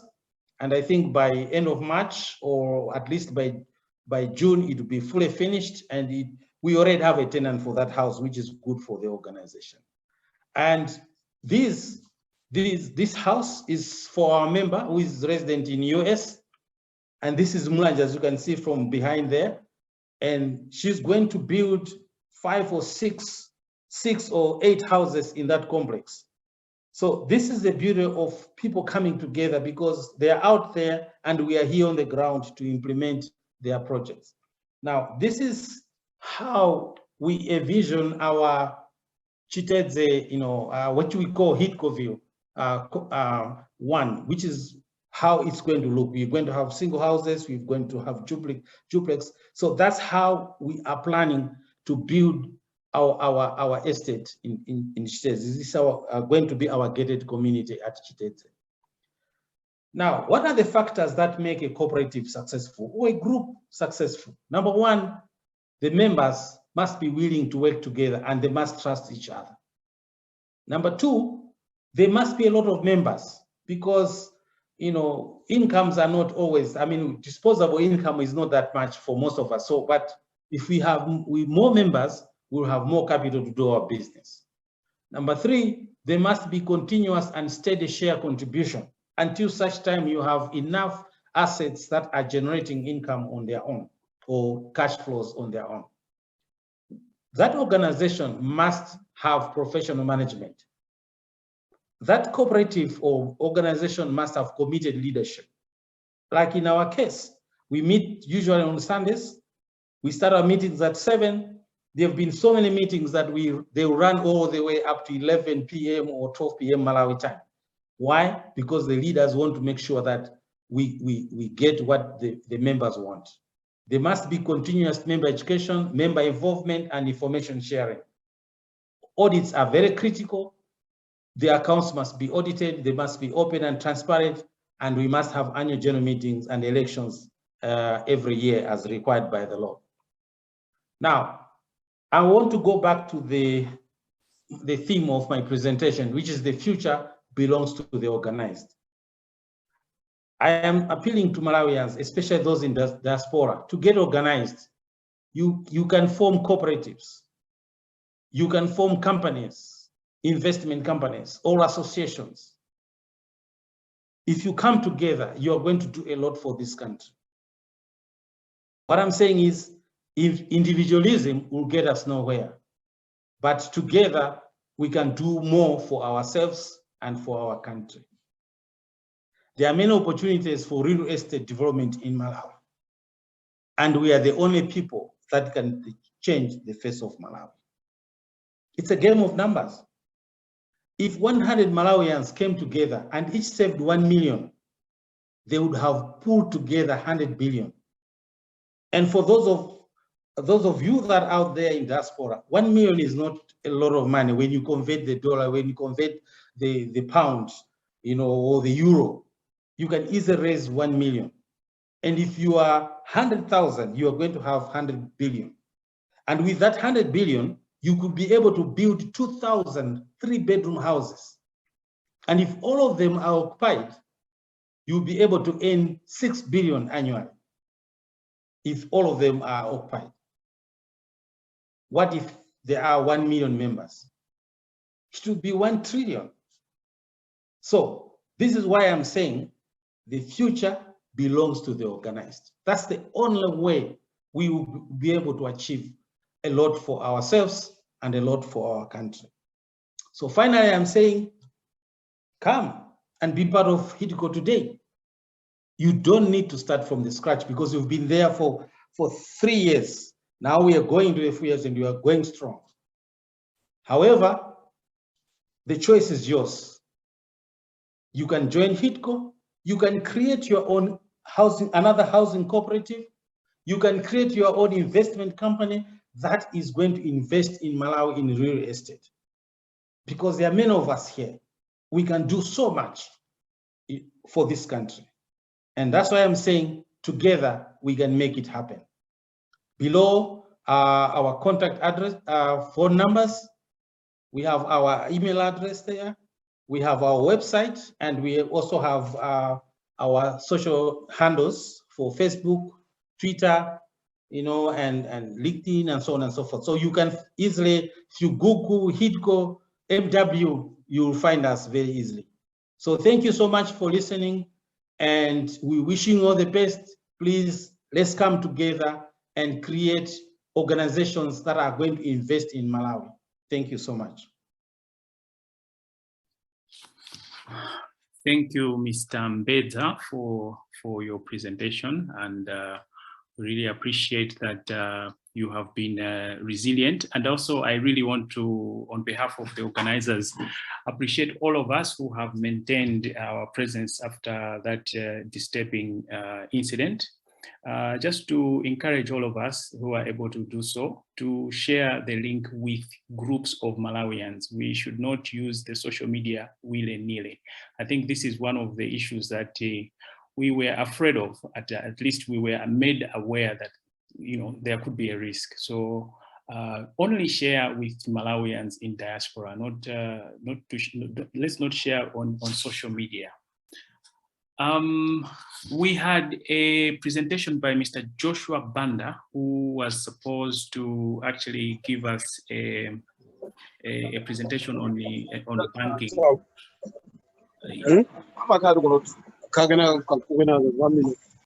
Can we please mute ourselves? So, and then Mr. Banda, are you available? Are you able to come in? Mr. Banda, please.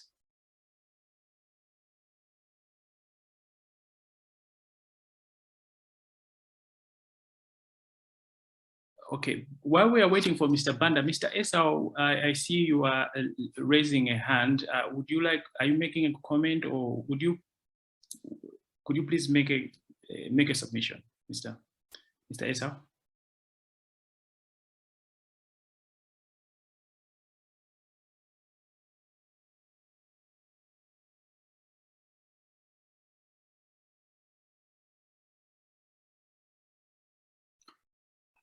Okay, if Mr. Esau, and I can see a hand from Ms. Martha Montali. Very quick one. Yes. And then that should be followed by Susan. Very quick one, shortly. Yes, please. Okay, thank you so much. I think the presentation was very insightful. And I think, however, I felt it lacked some important issues that needs also to be highlighted, specifically the challenges that the cooperative so far has faced, bearing the environment that they are operating in. I think I would appreciate if we could have more information regarding that. Thank you. Thank you very much. Then can I also have another meeting? Can I have Ms. Susan, please? Go on. Oh, thank you. There's a comment on the point I'm about to raise from Eddie. What if there's a breach of the investment funds? How are we going to be able to recover our funds in diaspora? And at the moment, there's a lot of news about people squandering money as if there's no tomorrow. So we would love to invest, but what assurances and laws are we going to have so that we invest easily? Yeah, thank you very much, Ms. Susan. And I think Mr. Mbedza, you are still on call. If you could respond to the two questions. The first one, I think this particular one and the one just before. Mr. Mbedza, if you can do that. And then also, Mr. Mbedza, you are reminded that you can share your presentation through the chat box. As you know, we want to make sure that everyone is able to access your information very easily. Mr. Mbedza. Thank you so much. I think the best way to do it, because we've got limited time to attend this meeting, my presentation, and I'm going to share again on this one. We've got contact information there. I think for you to get in touch, because I don't want to labor with so many details, but I think I will gladly give you a lot of information for you to be part of HIDCO. On the second one, I mean, just like any other organization, the checks within our membership, we elect the board within the membership. So the members take charge of how this is managed. They appoint management, been audited, and we being audited and information is shared. And within the membership, they also elect an audit committee, which represents the members. And the good thing about HIDCO, we've got so many professionals, chartered accountants, we've got doctors, we've got engineers, we've got all types of members are willing to ensure that checks and balances are done. And so I think what I can assure you that 3 years, we've been able to perform well. In 2020, our highest saver was able to get 1.5 billion as dividend. So we're doing well, and we'll make sure. And the good thing is that we allow members issues, to question the decisions that the board is making, to question the decisions that management, their investment. So although you are out there, the board composition is for those that are all over. Our chairperson is in US, some members are in Egypt, others are in Malawi, UK. So we all over. So it's not done by just some people that are here. And that's what and besides that, we registered by the Minister of Industry through the Registrar of Cooperatives, ideally and doing the audits for us, but we opted to get private companies to do that, and then we share with them general meetings. So there are a lot of things that we're doing to ensure that members' money is safe. We open. In fact, when we started, every month we were sharing the bank statement, and now every quarter after the board have reviewed our quarterly reports, we share that with our members. So the members are able to raise questions. If there are things that are suspicious, they raise those things up. So I think that's how I can answer that. And I'll share the presentation so that you can get the details and we can talk outside this meeting so that we can give you a lot of information. Thank you very much, Mr. Yeah, I trust you have. Ms. Muntari, are you satisfied? Susan, at least I know that the answer has been very. So if that is addressed, then let me now invite someone from should we go with who is ready among our presenters? Because I don't want to request for someone who is not yet ready. Yeah, if we can go with Reserve Bank of Malawi and with the other investment opportunities, infrastructure investment opportunities segment, because our colleague Joshua Banda from Standard Bank is not yet ready. He's failing to join in with the link somehow. So if we can just proceed to the next segment with everyone's indulgence on infrastructure investment opportunities.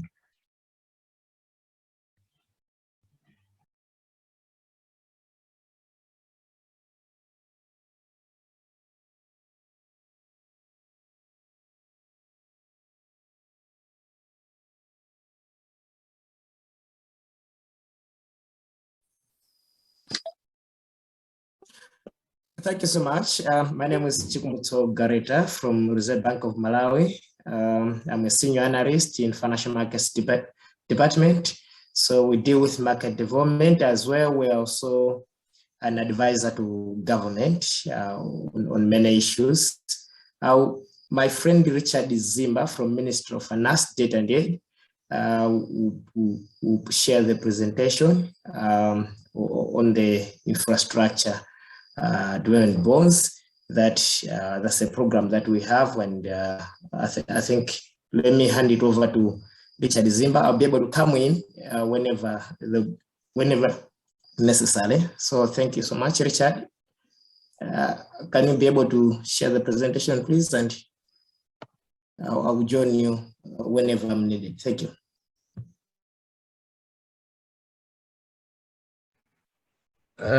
Hello, everyone. Good evening to those in Africa and within the region, and good morning to those in the Americas. It's good to see that almost half of the people that were there in the initial meeting are still here. Disappointing somehow, but yeah, we still have to do this. Yeah, thanks a lot, Chiku. Moderator, my name is Richard Zimba from the Debt and Debt Management Division in the Ministry of Finance. So basically, I'm here to give a presentation on the linkages that are there between the bonds, the infrastructure, the local currency infrastructure bond program that the government is implementing, and real estate investments. I'm not sure whether I'm able to share.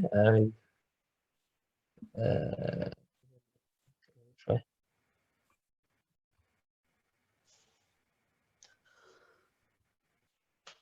Can you see? Yes, Richard, it's coming on. Thank you.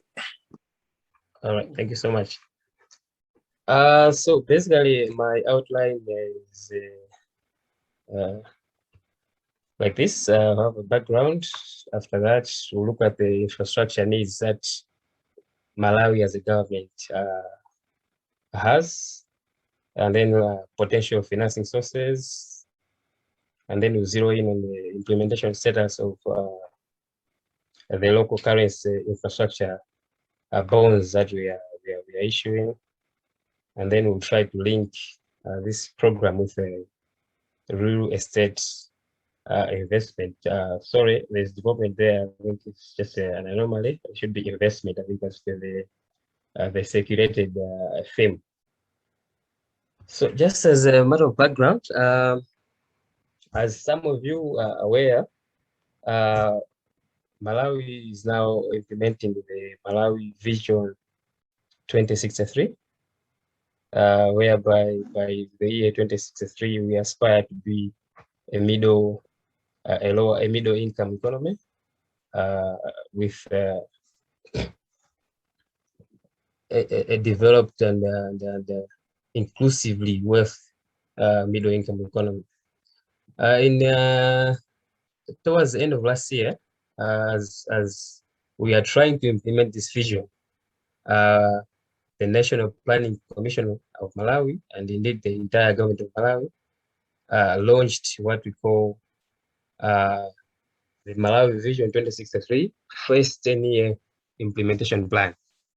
So it's referred to as MIP1. So when you see MIP1, you just know that you are referring to the first 10 years implementation plan of the Vision 2063.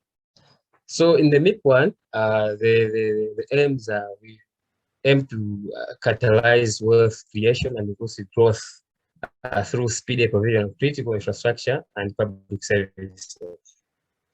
And in the MIP1, we also vision infrastructure development planning and investment in cities and towns, not just any towns, but towns that are regulated and controlled, and towns and cities that are providing economic opportunities and easy communication and closer connectivity to the people.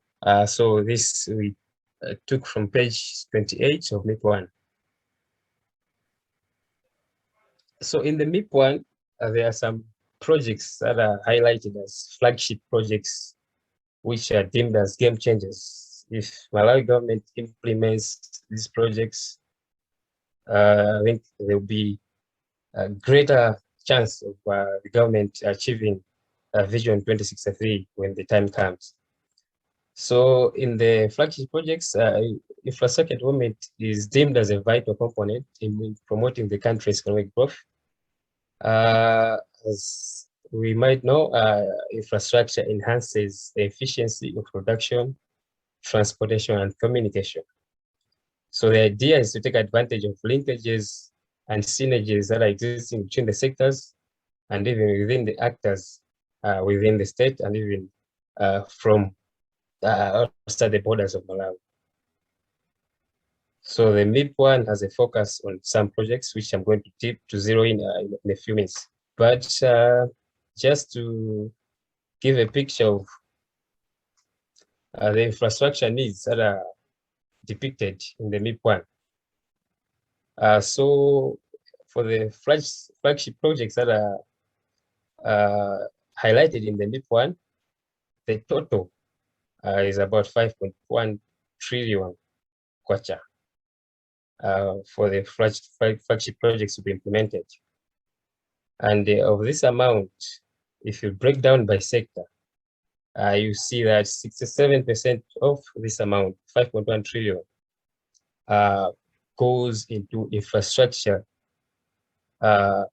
activities that are under the economic spectrum. So we have about 13% in the industrialization. I think 4% industrialization, 13% agriculture, but the biggest chunk, 67%, is under economic infrastructure. So this is just an emphasis that we need this for the country to develop. We need this. So we've talked about the gap that is there and the need that we have as a country. We talked about the 5.1 trillion. Now, where can we raise the 5.1 trillion to finance this economic infrastructure that we're talking about? So there are several or some potential sources of financing that we can tap into to direct to the targeted infrastructure needs that we have. So we have government-owned resources. So these are the revenues that we get, the taxes that we pay, the duties that we pay as a country, as citizens.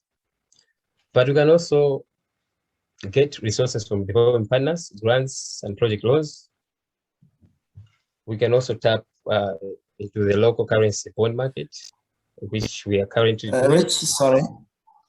Yes, Richard, can you put the presentation full mode, the presentation mode? Is that okay?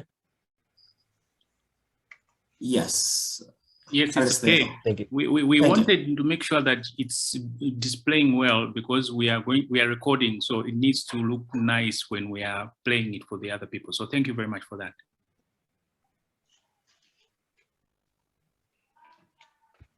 We can also tap. We can also issue what we call diaspora bonds or Euro bonds. So basically, this is the group that we can at least try to reach out to come and invest in Malawi. We can also do PPPs to get to finance these projects. So these are just some of the sources that we can tap into to get the rehab, and that we're planning to do under the MIP. Just to give members of this chat room that government is implementing this local currency infrastructure bond to get resources for some specific high value projects. So we have a list of about 15 projects, which are 8 of which are here. The Baraka Market, the M5 Road, Zareganshisi Road, Sangano. We have the Rumpinyika Chitipa Road, Inko Simbera University, Jenda Ndingeni, Chikwawa Chapananga Road, Lilangwe. We have also, government also intends to construct offices at Capitol Hill, Kochi 8 and 9. Government intends to do the multi-purpose term in Iponea. Government intends to construct governance offices for governance institutions. The Sanje Maka Road, the judicial complex opposite the Parliament building in Ilongwe. Government is also constructing the aquatic village at Kamuzu Institute for Sports. And last but not least is the Sandama Bangula Baka Railway. So a total of 15 projects have been earmarked to be financed under the local currency infrastructure development board.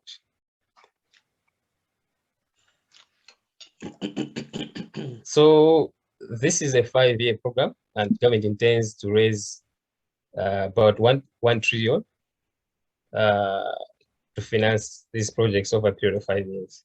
So on average, I think we're talking about 250 or 200 billion a year to be directed towards the projects that I alluded to. Just to mention that we are issuing these bonds on the local market here in Malawi, in Malawi culture. The auctions have been done quarterly. The first issuance was on 17th August, and it was a 10-year infrastructure bond. The intention was to raise about 20 billion for 5. Maybe I should mention first before, from the 15 projects that I mentioned, 5 were earmarked or deemed ready for implementation. So currently we are raising resources for those 5 projects. So we have the Kamuzu Institute for Sports. We have the M5 Road. We have the Nchisi Maromumparo Road.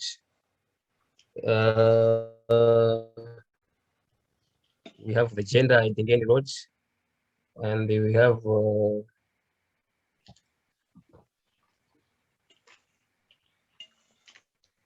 sorry.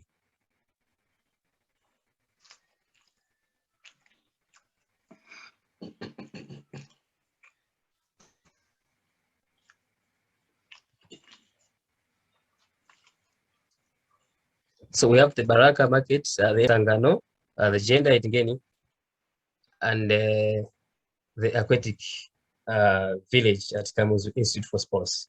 So these 5 projects are the ones that we deemed ready for implementation, and we are raising resources for these 5 projects in the meantime.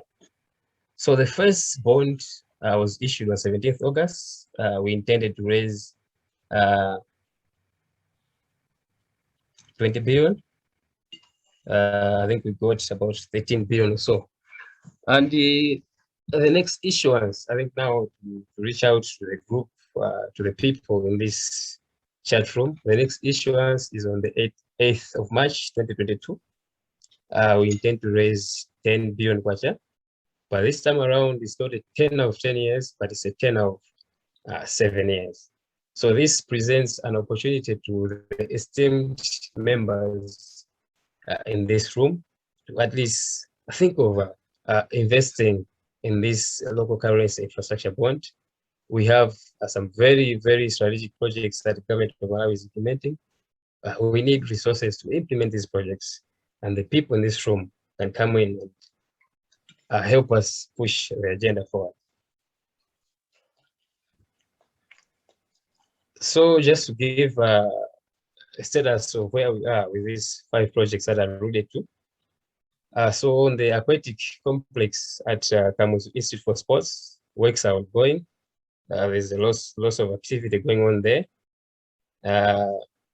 But for the roads, for the road projects, they're still undergoing some procurement approvals with the PPDA and GCU for the Shell, Zareka, Gender, and the Kapatenga M5 road. So these ones are almost ready. So anytime from now, they should be ready to roll out actual construction. So yeah, we need the resources to move forward and implement these projects timely and efficiently. Now, I think just to trying to link this local currency infrastructure development bond that government is implementing to real estate investment. So generally, the understanding is that road or rail projects increase the value of land and real estate. So just to give you an example, maybe some of you were in Malawi recently, or yeah, you would have noticed that since the construction of the Lilongwe Western Bypass Road, the one that starts from Bunda roundabout, goes the other side and joins the one to Likuni, you agree with me that maybe 4 or 5 years ago, before the road was constructed, there was actually nothing that was happening that side of Lilongwe. But the moment the road was constructed, you go there now, you see that there's lots of construction that is taking place around that area. A parcel of land, a 15 by 30 plot, then maybe 6 years ago, you would get it at around maybe 20,000 or so. But now, if you go there, you get the same parcel of plot or parcel of land, maybe at around 3 million or so. Why? This particular road that was constructed there provided opportunities. It meant opportunities to people. So people are now flocking to that side, knowing there's good access to the road network in Lilongwe. The same applies to the Kasia Old Airport road, the one that goes from Airwing to Kasia. The same argument applies. There was not much activity that was going there, maybe prior to 2019 or something there. But if you go there now, you see that there are lots of construction activities that are going on. People are building houses, people are building shops, and there are lots of real estate companies that have set up shop in Airway.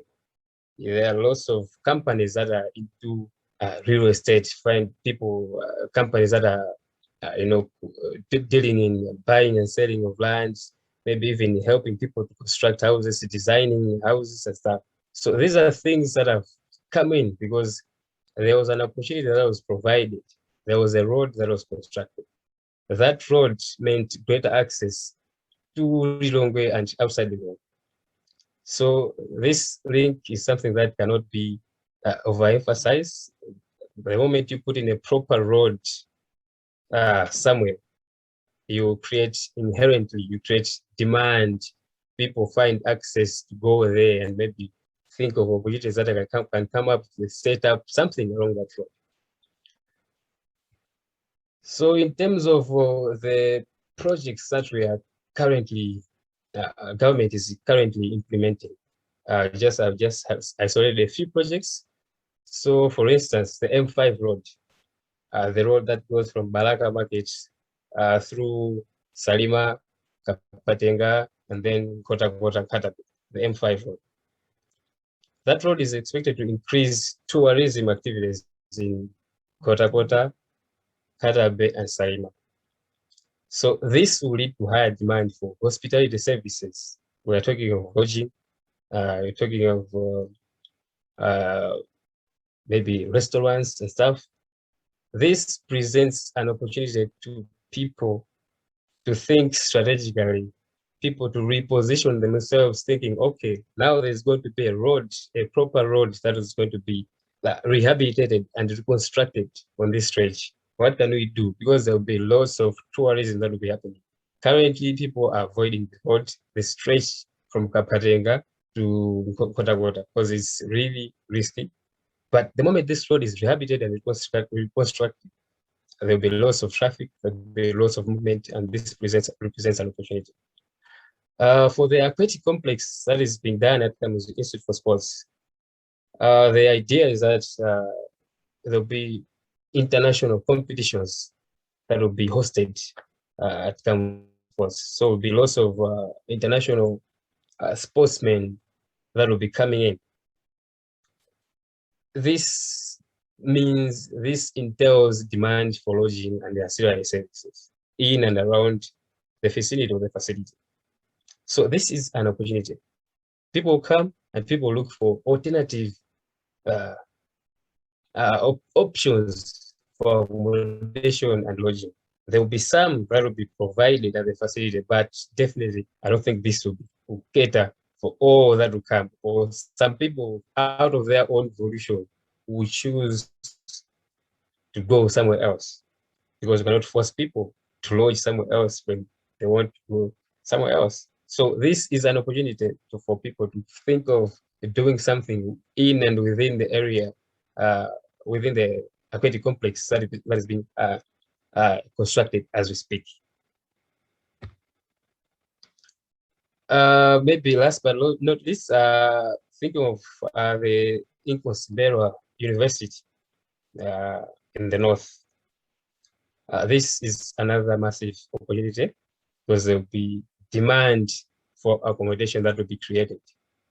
This demand is not only for the staff that will be teaching or working at the university, but for also students.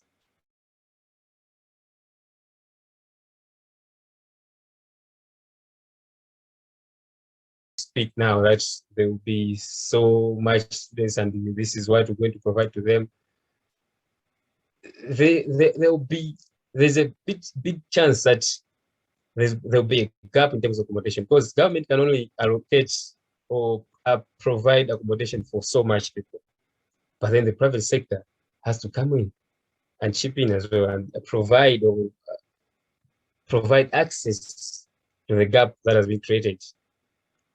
So this presents an opportunity. The private sector can come in and think of, okay, Inkosimberwa University, once it's completed and enrollment starts, definitely there will be needs for some accommodation for students, as well as some staff that will be coming from maybe outside Nzimba or Mberwa district. These will need accommodation and stuff. So this is another opportunity to the members in this chat room that I wanted to highlight. The list is long, as I said. Now we are starting with 5 projects. I think I've only alluded to 3, like in terms of the linkages, but broadly speaking, you cannot speak of real estate investment without the proper provision of infrastructure. So in terms of balancing between real estate investments and the local currency infrastructure bond program that the government is implementing, the idea is, we know that opportunities for real estate investments are there and they are being created as we speak. But how do we ensure that these opportunities for real estate investment are eventually realized to the benefit of the investors themselves. So we need, as government, we need to come in and provide the infrastructure support. I think we had a colleague from water resources, the Minister of Forestry and Water Natural Resources, to provide water. So the moment we provide roads, proper roads, and then you provide water, those are the kind of infrastructure that now people who would like to invest in real estate can now reposition themselves. Okay, now we have facilities here. There's a proper road that is connecting where I want to set up. There's a proper water connection. There's potable water. This is an incentive for real estate investors to come in and put the money, put the resources, and think of something that they can put right here in Malawi, especially members here in the diaspora. We want to think of Malawi first before you think of any other country. Think of home first. So, in a conclusion, I think we cannot run away from the fact that the projects that we are implementing in the local currency investment, local currency infrastructure bond have a bearing on real estate investment, real estate development in the country. But the examples that I gave, they are kind of limited, but we're just trying to show you a picture of what can happen if government implements the local currency infrastructure bond as intended or as planned. So, Mr. Moderator, I think I should stop here. Thank you so much for attention. Thank you. Thank you very much, Richard, for that elaborate presentation. And I think, as you rightly said, it is the 8th of March, 2022, that the next bond opportunity will be available. And that's 8th of March, March of 8th, whichever you prefer. 2022, that is the next available opportunity. So it gives you enough time to think about you being part of infrastructure development. And I think, as you just rightly said, what is really happening with the bonds is that you invest in the bond, and then invest into the infrastructures that that he basically highlighted and listed for us. So there's an opportunity for you, for those of you who are not buying land, who are not building your own properties, but you still want to be part of Malawi's social economic development and infrastructure development, and you really want to see Malawi developed, you really want to see Malawi grow. There are some comments in the chat as well, which is talking about, which is also speaking to some of the disorganization that goes on in terms of, infrastructure. But these bonds are coming in, and that they are addressing structured needs, clearly planned needs, and it is something that you can partake in by investing in infrastructure. But still on the same for infrastructure, we have Malawi Housing Corporation. Now, if you're anything like me, Malawis in the diaspora, some of you, left Malawi long time ago, but you had the opportunity of living in a Malawi housing, house. Some have even had an opportunity of buying a Malawi Housing Corporation house, or have relatives do so, or even buying land from Malawi Housing Corporation. But they have got bigger plans. So it is not only just about the housing, but they've got other projects. When they went and did their analysis and their research in terms of business development, they're coming up with new proposals that they'd like to present to you in the diaspora. So for those of you who are interested in investing in infrastructure and bigger projects, the Malawi Housing, I'm handing over to them to go ahead and make the presentation to you. Over to you, Mr. Chipatala, who is the CEO for Malawi Housing Corporation, and he will take us. He will do a rundown of what they're doing. Very exciting stuff, So stay logged on. Thank you, Mr. Chipatala. Thank you, convener. As communicated, my name is Jordan Chipatala, CEO of Malawi Housing Corporation, and we are here to share with your colleagues the concept which we are calling Project 250. And in this context, we will, in the first place, before moving into the project 250, share with you some of the projects that we have just done recently.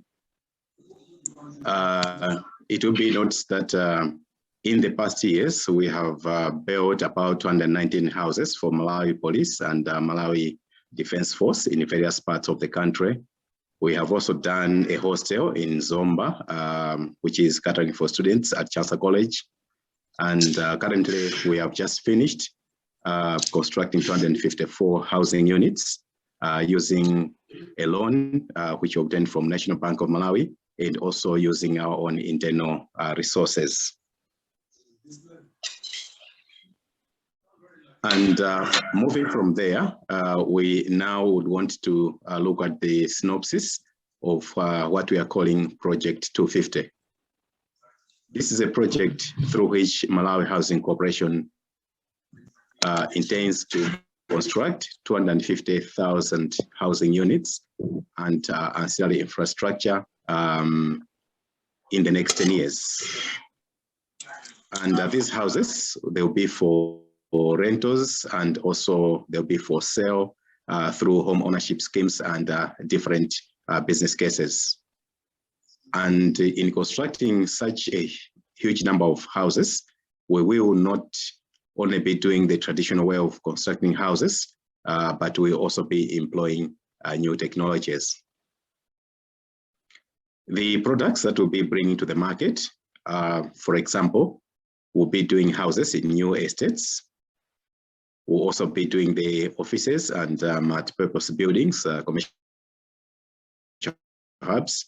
And of interest, we'll also be looking into redevelopment of all the housing estates. For instance, you will recall that as you're coming from the airport in Lilongwe, going into the city, as you approach Area 18, to your left, you have beautiful government buildings, but to the right, we are looking at an old estate, Area 18, which has been there for so many years. The sewage system is aged, and the product, or I would say the estate, does not represent the Malawi that would all of us want to have as we compare with other countries. Likewise in Foz Estate, likewise in Blantyre, Naperi, Kolokosa, and so many other places that Malawi Housing Corporation intends to redevelop, put in new structures, new high-rises, and change the outlook of the country. You also recall that in the cities, for example, in Area 47 in Lilongwe, next to it, we've got in Tandire, which is a slum not befitting the next neighbor, that's the Area 47. Again, in Blantyre, we could be looking at areas like Mbayani, next to Nyambadwe, whereby Malawi Housing Corporation intends to do a redevelopment of the urban slums. And finally, we'll be looking at the rural housing.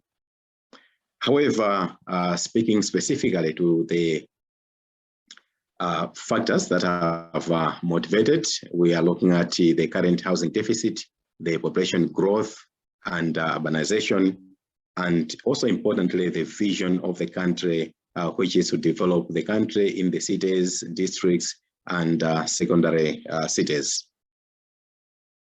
But for the colleagues outside Malawi in diaspora that we are speaking to today, the products that we are bringing to you are aimed at solving challenges that you have faced in the past. We know that as Malawians in diaspora, probably you may have had problems acquiring plots in Malawi through Malawi Housing Corporation. You may have had problems maybe in trying to see how you can buy a house in Malawi, or maybe how your house could be managed. Others have already shared on the chat box issues where they paid and the plot was maybe withdrawn from them and given to another person, so they are remaining with papers and yet not having the plots. So there are so many problems, delays in processing titles that the Malawi Housing Corporation would want to address in its current and future form. In the first place, we are bringing to you plots that will be selling to the diaspora market. And these plots, as normally Malawi Housing does, there will be serviced plots. We service by constructing roads, reticulation of electricity and water. Likewise, as mentioned before, we'll also be doing house construction on the plots that we will sell to you. And apart from that, some of you may already have got owned plots. You own plots in different parts of the country. And we are saying Malawi Housing Corporation is ready to go and construct a house for you so that you do not get worried as to how you're going to construct houses, maybe through relatives, and face various challenges. MHC will also continue to provide professional property development and management services. And in this new project, Project 250, we are also bringing a concept of pool investment, whereby when we are putting up structures, as I mentioned before, we also be putting up commercial structures, for example, in area 43 Longway, in Ngombe, in Blantyre, and the Malawians in diaspora are encouraged to join the products that will be unveiling, so that there could be investments in these, including the commercial structures. Not to forget that we are there to provide title documents and transfers and concerning ownerships. Those are some of the products that we are bringing. But to be specific, I'll draw on two issues: plot sales and houses. In terms of plots, as I mentioned earlier on about the challenges that are being faced, Malawi Housing Corporation is bringing to market, in the first place, 150 plots that we have earmarked for the market. And these, we have identified them in Lilongwe, in area 43, sector 8, also 50 plots in Ngombe in Blantyre, and 50 in Msusu. The terms of the plots will be will depend on the size of the plots. Most of the plots that we sell in medium and low density areas, they are about 0.1 of a hectare, and they range about 10,000 to as high as $35,000. Those are residential plots. But when you're talking about commercial plots, they could also be higher, depending on the location and the size. And we will be looking at 50% deposit within 30 days and full amount within 180 days at a predetermined exchange rate. I have also already mentioned about the services in plot development, but just to add that Malawi Housing Corporation helps and will help you to have your bidding plans approved by city councils. You submit to us and we take them to city councils and we manage the process.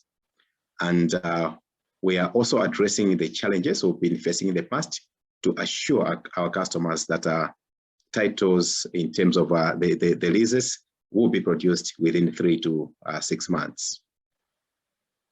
We are also looking into improving communication so that we'll be communicating with you on time through the print and soft form, and we are activating our online applications for our services, and also putting in place a tracking platform where you can also follow up on the activities of your transactions.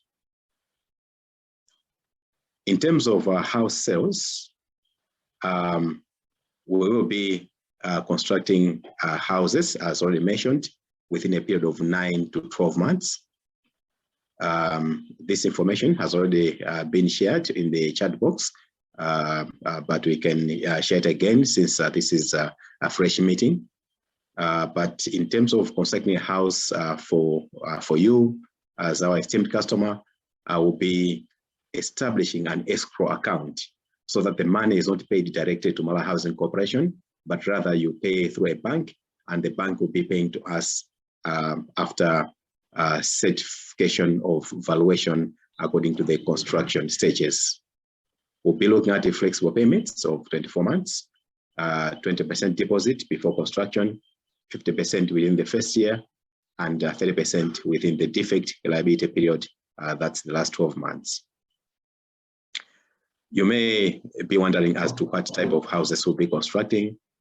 We have proposed some designs, but these are just proposals. You may also have your own liking, the designs that you want your houses to be built like. So you bring your design, we discuss, and then we can build for you. However, if we are to do like a 3-bedroom house that we are looking there, for 150 square meters, it will be costing about $54,000. Likewise, a 4-bedroomed house will be at around $90,000. And we're also looking at a 5-bedroom house at approximately $144,000.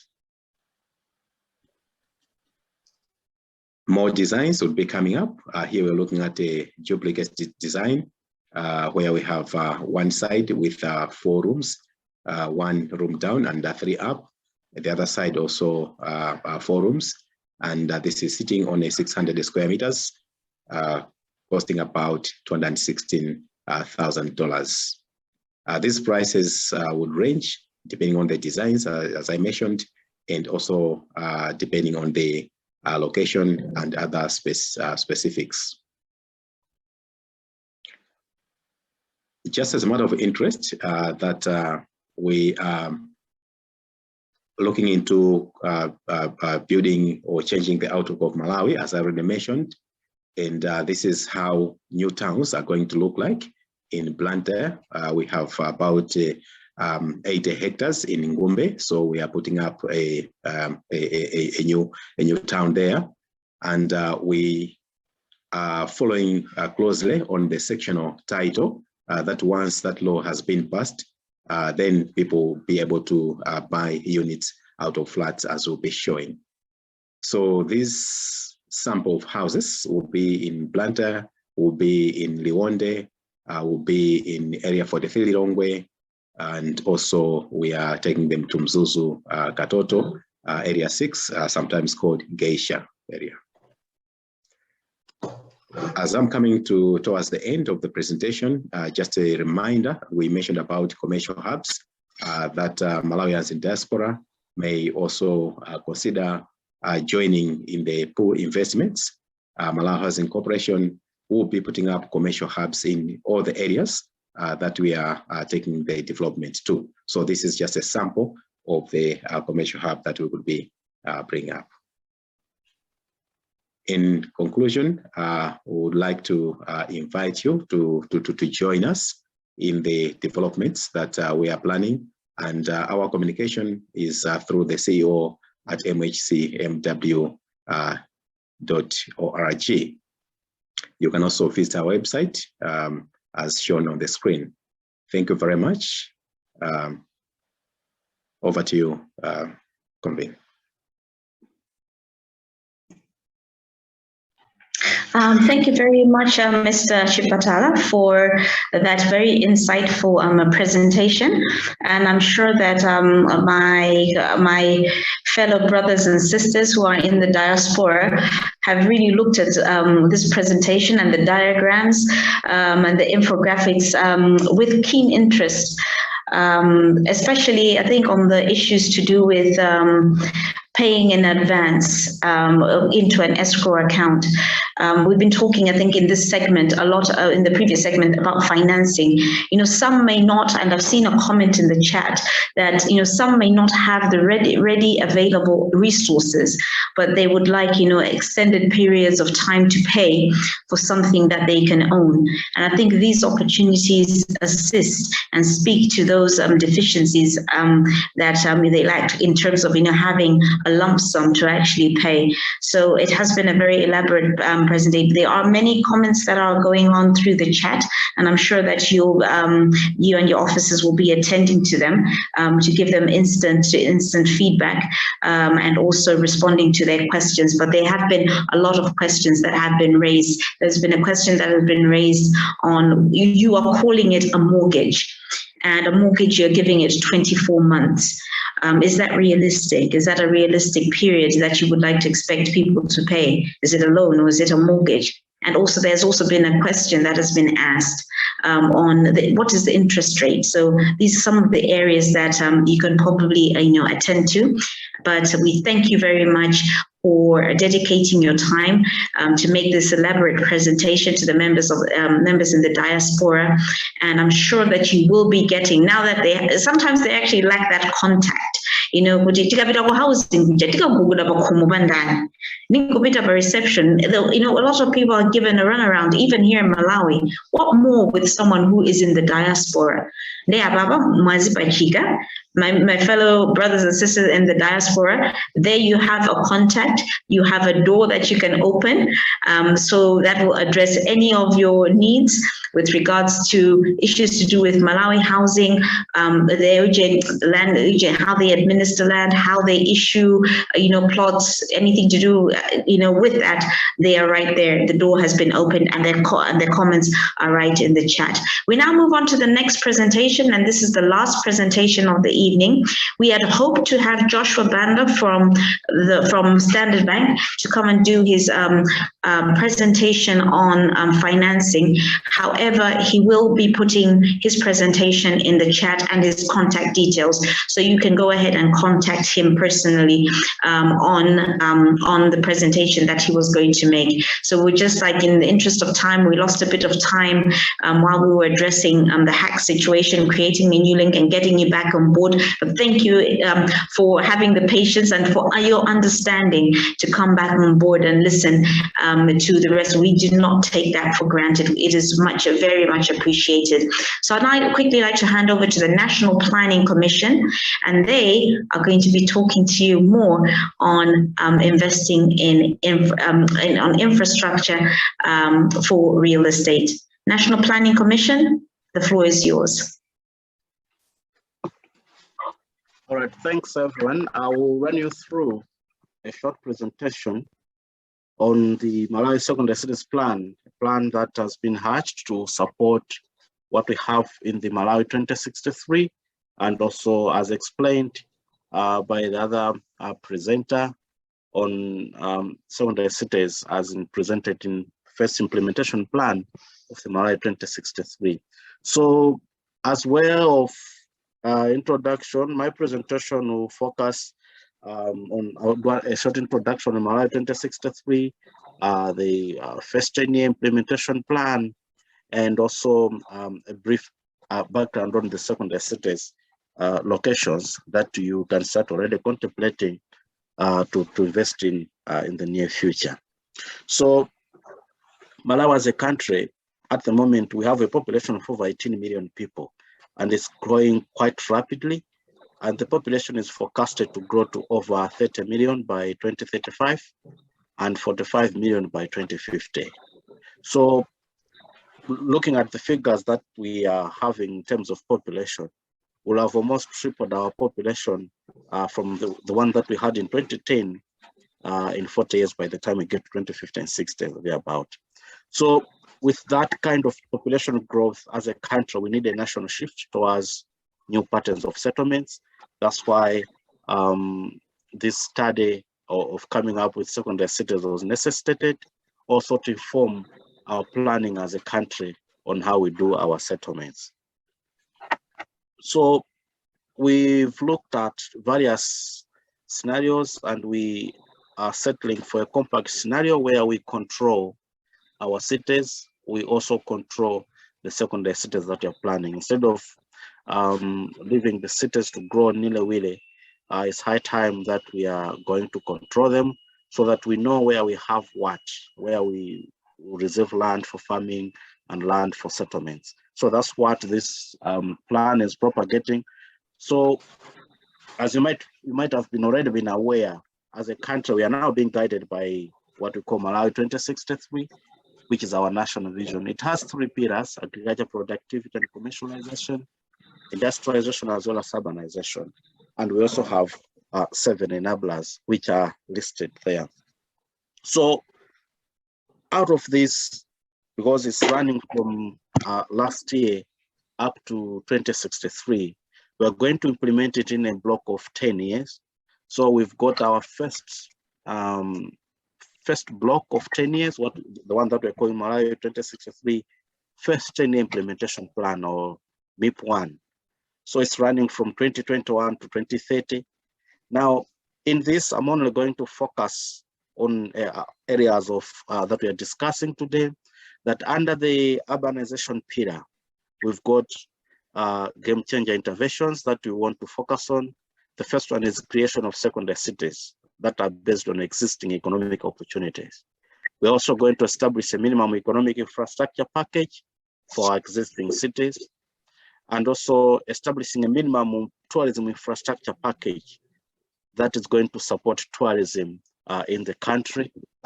We're also looking at innovative municipal financing and expansion of revenue base for local councils, because at the moment they are largely being supported by the central government. That limits their planning and execution of their duties. And also, as a country, we want to enforce the Physical Planning Act, one that is declaring the whole country as a planning area, meaning we need to plan each and every area for what is going to be used for. So those are the game changer interventions. So specifically, some of the things that we are looking at are almost the same as the creation of the secondary cities. These are to be developed from areas that we already have. We've done a study to determine which ones can develop very fast. So from here, I'm going to give you the list that we've identified to focus on so that we develop the secondary cities. Most importantly, what we are trying to look at is using existing infrastructure and existing opportunities to make those cities grow. So the first one that we are going to develop into a secondary city is the Salima Chipoka area. So this is going to be more of a logistical and industrial lakeside national center that is going to incorporate tourism and also existing agriculture. Now, as you might have been aware, Chipoka Port is one of those areas that we've got a rail meeting, a road, and a water point, which in itself is an asset that we can utilize. At the same time, our lake is fresh water, so we can also utilize that for massive projects. So for Chipoka and Salima, those are things that we are focusing on. So as we go along, you might as well start picking up issues that you would want to have an interest in, so that you can now think of investing in. As we speak, we would want to revamp the port at Chipoka so that it's function again, and also create an economic activity. For a start, we are looking at fisheries on a large scale.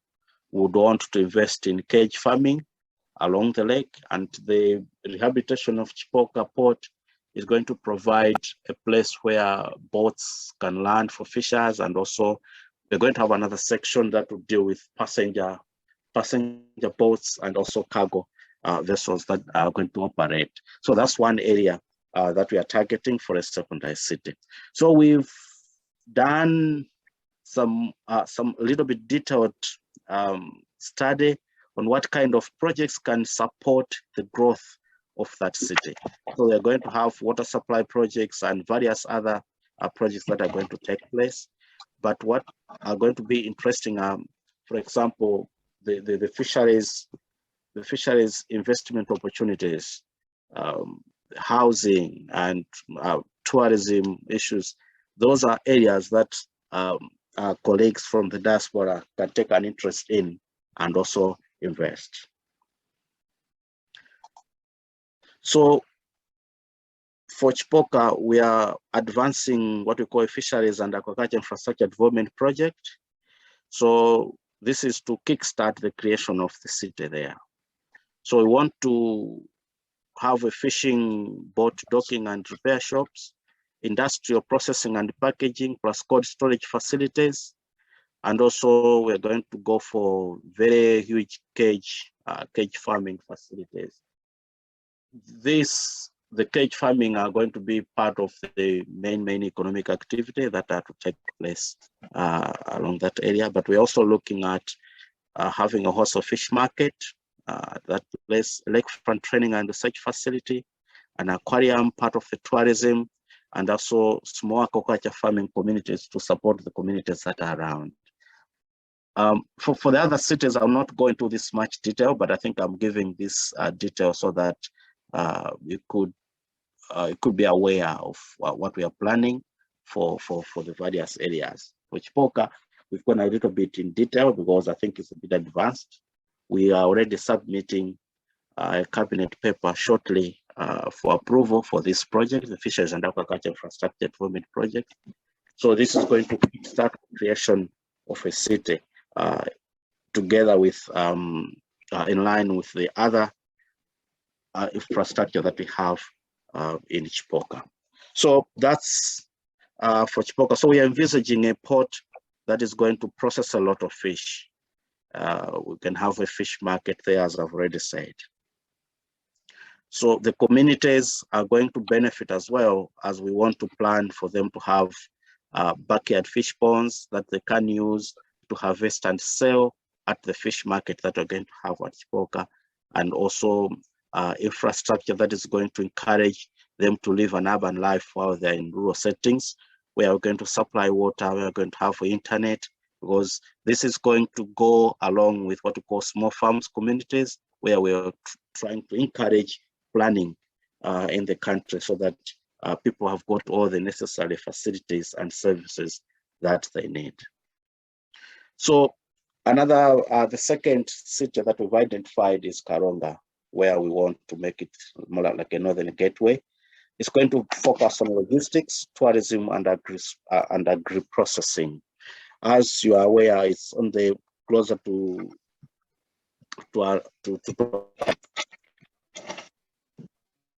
Tanzania. So we want to capitalize on tourism. At the same time, already as we speak, there are a lot of farming activities in Karonga. There are a lot of rice schemes. All those things are to be taken into consideration. But above all, we've got the Chilumba port, which is already which is an infrastructure that we are using. Now, we want to move towards using water transport. We're going to revamp all those transport facilities to utilize them to grow the city. So just as we've done for Chipoka, we've also have a list of some priority projects that the government is going to undertake. And some of these, by their nature, they are being studied if they can be done in a PPP, and by sharing them to you that we want this area to be a city. It's an area that you can start developing interest in them. You might not maybe invest in the very largest investments wherever you can, maybe as cooperatives or individuals you can, but we're also encouraging to be proactive in investing in auxiliary services. We've talked of tourism. You can go ahead and invest in different lodges, hotels, and various establishments that we can do. So for Karonga, we're also looking at fisheries as also an area that we can focus on.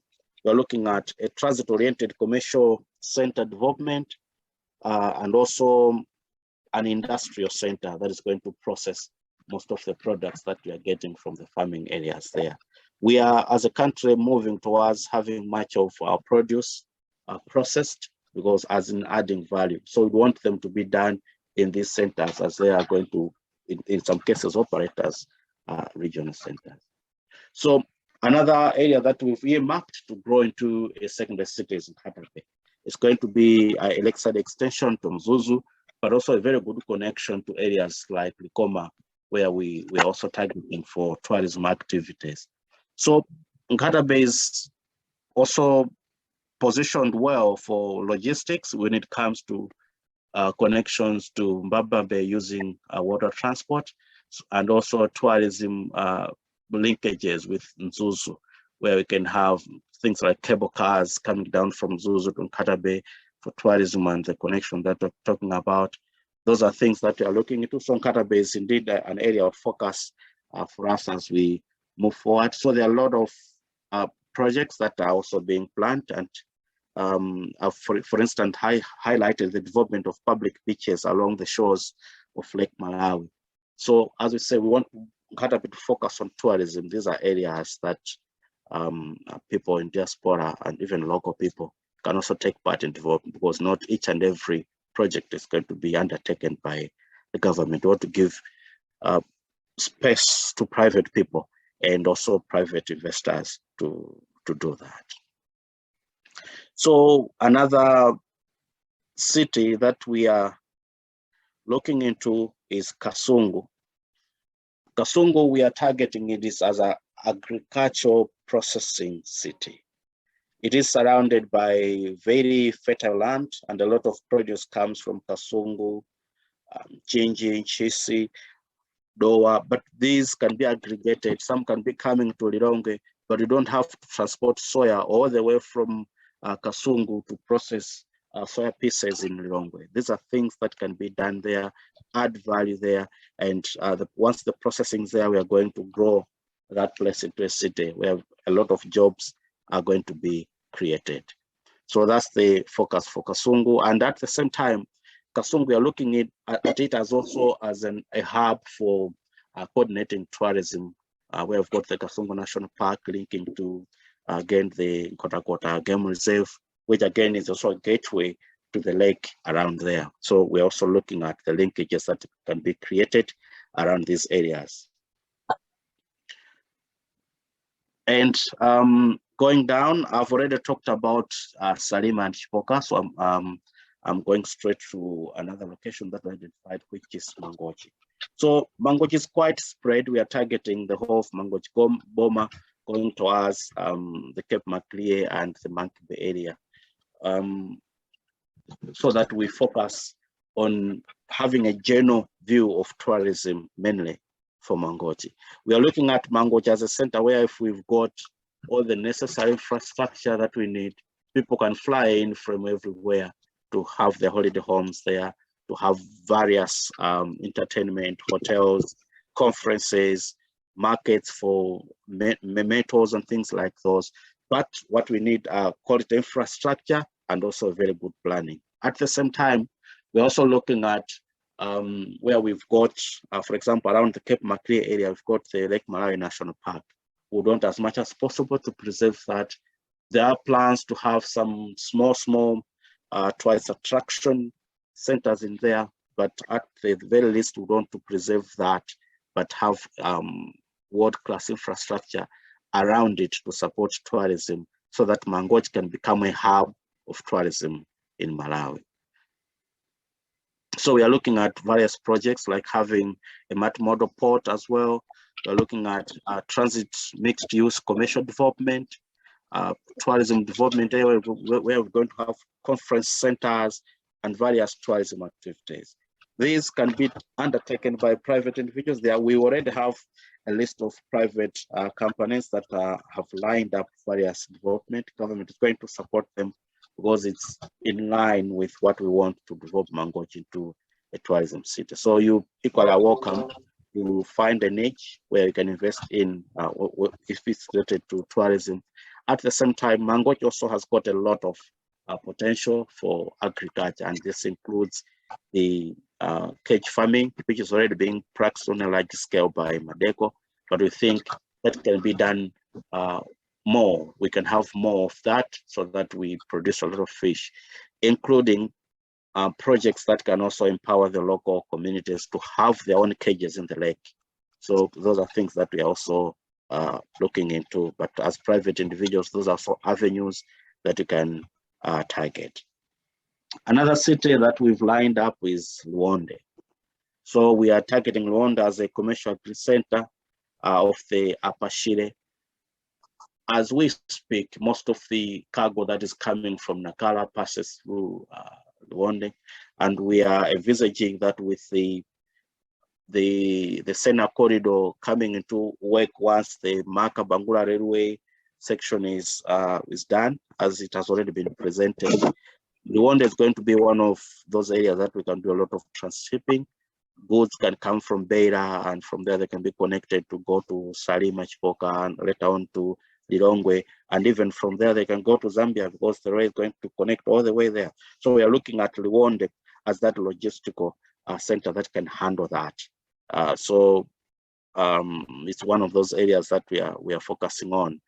Needless to say that we are also looking at agriculture enterprises that took place around the area, but more of our focus is going to be on the logistical part of the town. Then we also have another city that we are looking at, which is Luchenza. So Luchenza, as we speak, is one of those areas that is more surrounded by factories, and also is an area that connects the greater Ablanta area and Mulanje Cholo, and equally going to the border in Mulanje. And for those that ever witnessed Luchenza when the Sena corridor was active, it used to be also a hub of logistical activities when the train is passing by. We're also looking at most of the processing of agriculture produce that is produced there can also be taking place around that area. So we are looking at that to uplift that area and create employment, and also very good infrastructure that people can enjoy around that area. The last city, the 8th one, is Bangura, the Southern Gateway. As you know, as a country, we are having the Shire Transformation Program. So one of the epicenter that we are foreseeing is the Bangura area, where a lot of commercial farming is already taking place, and is going to go even higher. So we need infrastructure to support that. We are already envisaging having more of a transshipping area around Bangura as the next big station before we get to the border with Mozambique down in Maka.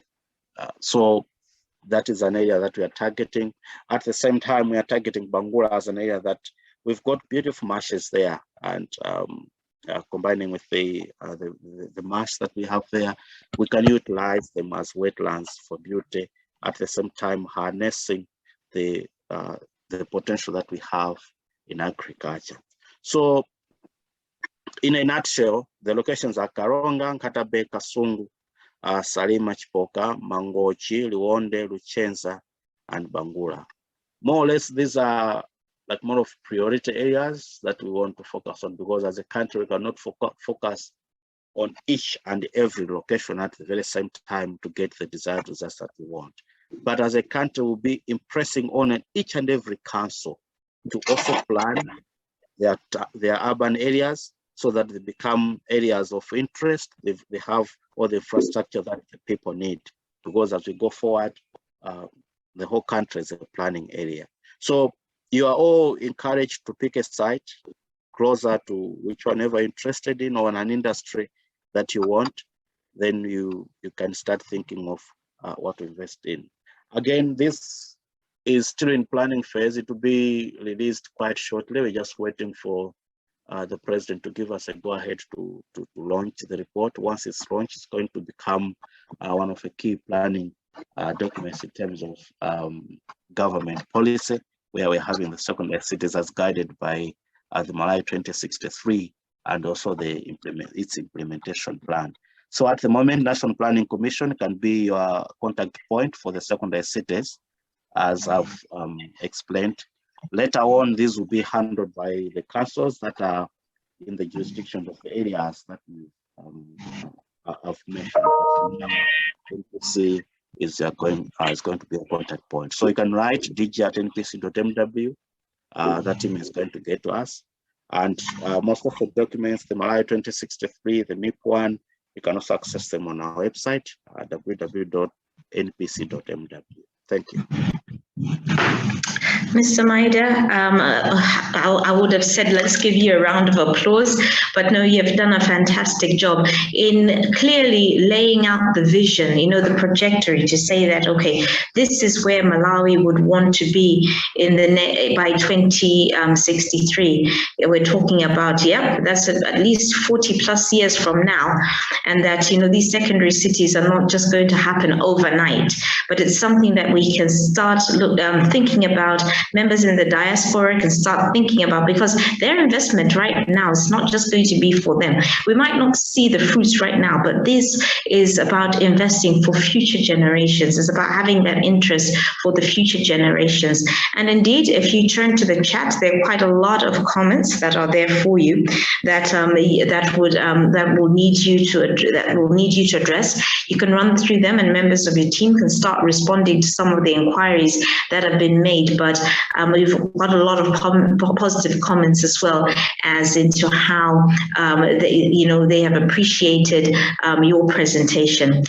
Members of the diaspora and also members, my fellow colleagues of the organizing committee, we have now come to the end of our presentations for today.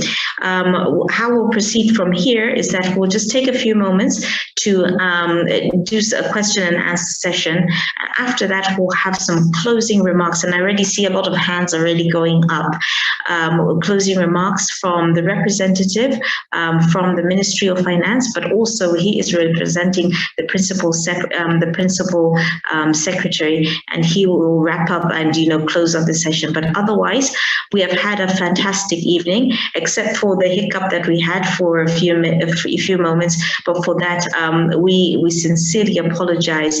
But we've also taken a lot of suggestions that have come through the inbox on how to do this better. This is our second webinar that we have had. We had one in December, so it is also a learning process, and we can only get better as we go by. But there were great tips and great suggestions on how we can actually moderate and how we can do the security controls going forward. So at first up in the first segment, we had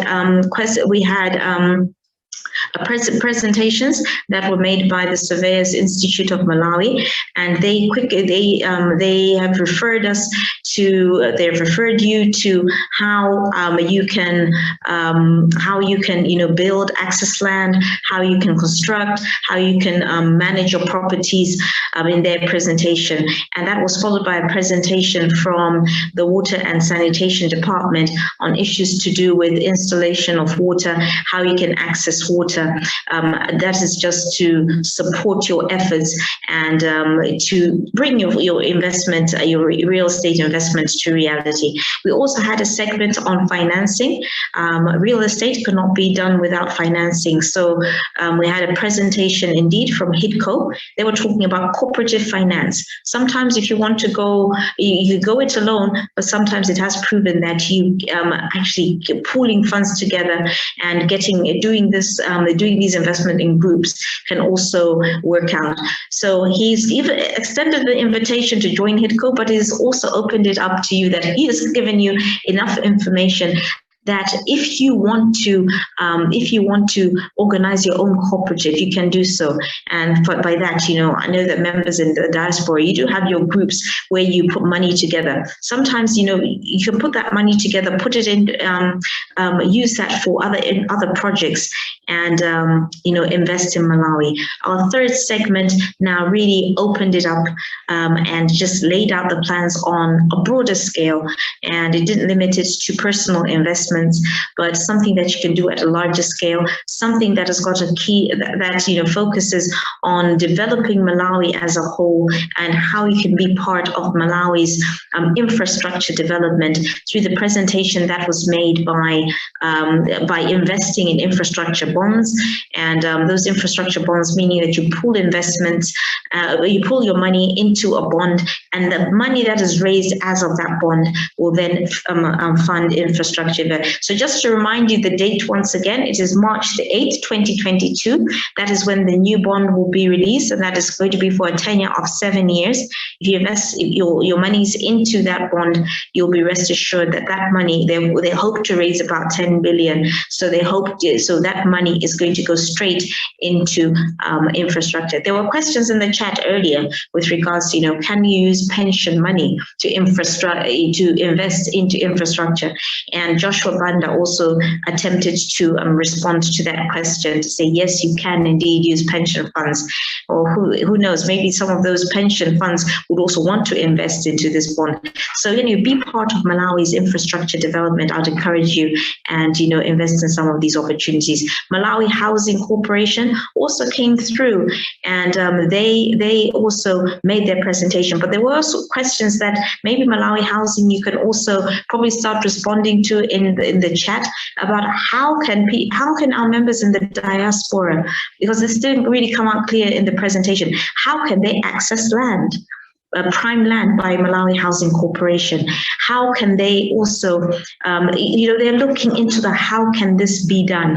How can they also be part of, the projects that you are developing? If they're giving you money for you to build their houses, well, how can they do that? So there have been some questions in the chat that can also be responded to before we start taking the hands. And then, of course, our National Planning Commission gave us the whole Monty that, this is what we'd want to happen in the next 40 years. And so there's a lot that we need to, there's a lot that needs to be done. Yes, in terms of planning, they would like to get this plan and this report approved, but it still provokes our thought into saying that, okay, what is it that I can do? What is it that I can put together? Where can I start finding my resources, so that I can be part of the overall Malawi uyu ndi wathu. Malawi uyu ndi wathu.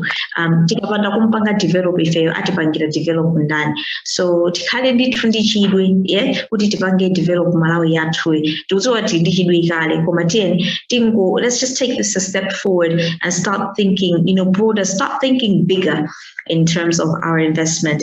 All right, so shall we now go on to the questions? Just to remind you that this webinar has been recorded and it will be uploaded onto our social media platforms. The recording will be available to you for you to watch and to the general public. The presentations have already been uploaded into the chat, but they will also be circulated even after the webinar. And also we know that we've been here for quite some time, but we would appreciate if you can take at least 5 minutes of your time at the end of the webinar so that you can complete the evaluation. And just to remind you that from the previous webinar that we had, there were a lot of issues that were raised with regards to real estate, many questions. And this is why we moved quickly to say that let's get all the stakeholders together, let's talk about real estate. And looking at the chat today, a lot of people have been concerned about national IDs. So who knows, maybe the next webinar might, be addressing that sort of issue, but we are listening to your feedback. We are concerned about you, our fellow Malawians in the diaspora, and we would like, Malawi. All right, I would recognize Emily Phillips. Emily, you will have the floor. Let me just go ahead and unmute you so that, okay, Mr. Kawaye, if you, okay, yeah, you can go ahead, ask your question. Hi, thank you for all the presenters. I had quite a number of questions, but some of them have already been responded to. The one that I have now is, what means does the government and or contractors and everyone involved taking to ensure quality assurance? I am asking this because as the Malawian in diaspora, I travel quite extensively to Malawi. And most recently, I was in different districts. And we can see that, I could see that some of the roads which are being constructed, bridges and everything, they are being wiped out. Like now that the rain is on, they're being wiped out. And when I drove around, for example, in Blantyre on the Magalasi-Chireka Road, I noticed that there was some construction taking place, which started around 2018 or 19. But to my disappointment, the drainage system was non-existent. If it is there, then it's something that needs to be considered. And we have seen via social media, I also traveled to Chikwawa and I saw the roads and bridges, the way they are being constructed. And just recently, the past week, we have seen some heavy rains.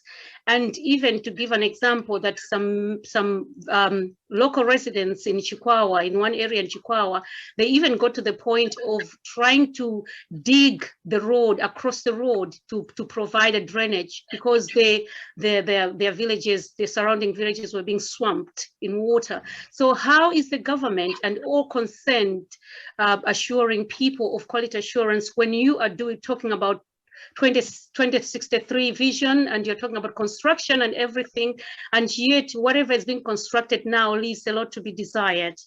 I just wanted to ask about that.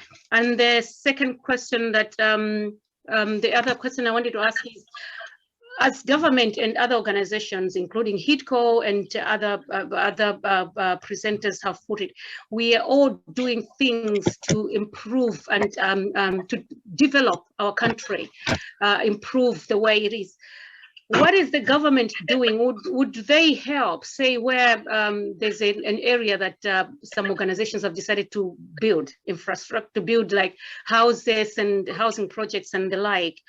But in most of the areas we know there's no water system, there's no electricity.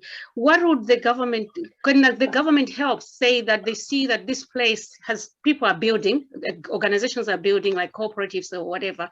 Can they help to bring road networks, electricity and water bases close by, so that when it gets to the time that we need to have this water infrastructure and everything else and drainage system, we don't have to go very far, miles and miles, to seek that system? The government can the government come in to help us to bring this closer to where other people are constructing and trying to develop, because this is for Malawi, it is not just for individuals. Thank you. Okay, thank you very much, Emily Phillips, for your questions. We'll just take a set of questions that can be addressed at once. So rather than just responding just to one and then we'll do that. Mr. Rumford Gambaika, I've seen you've raised your hand. So if you'd like to unmute yourself and then ask a question.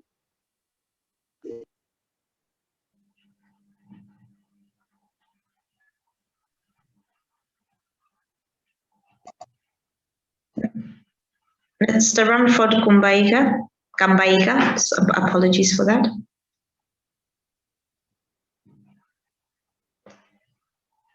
All right, well, we've lost him. Grace Tucker.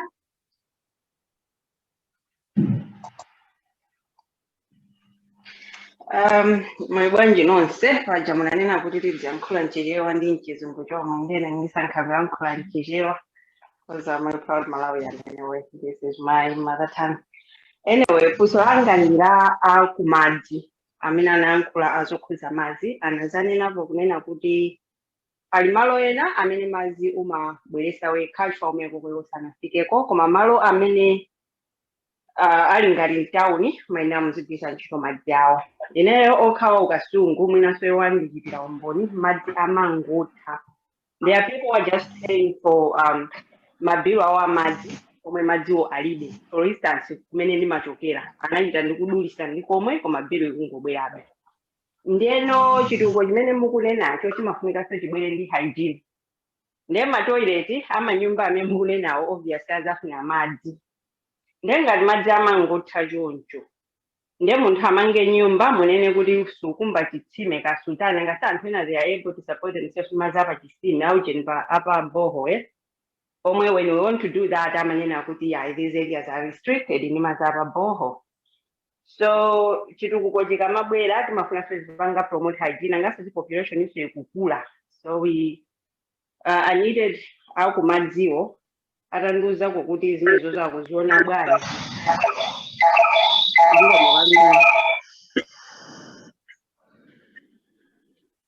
All right, thank you very much. May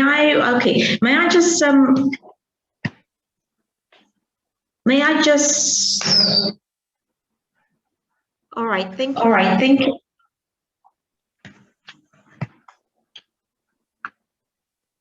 Did I make myself clear, or should I make it a little bit clear? No, that's fine. No, that's fine. I managed to get your question. I managed to capture that. Thank you very much for your question. Zinaveka nditu bwino. Eugenie, fusolano komaso mokanga modandaula so momwem. Titengaso mafuso ena awiri. You can go ahead and unmute yourself. You can go ahead and mute yourself. And we'll take one question, but just to encourage you, if you are having a comment, if you just go directly to asking the question that you have instead of commenting, so that just in the interest of time, so not to rush you. If you have a comment, you can put your comment in the chat and then just directly, ask the question. Suzio Kaluluma, you have the floor. Very quickly, it's more of a comment than a question. Pakugambidwa nkhani ya plans 2063 investing for one.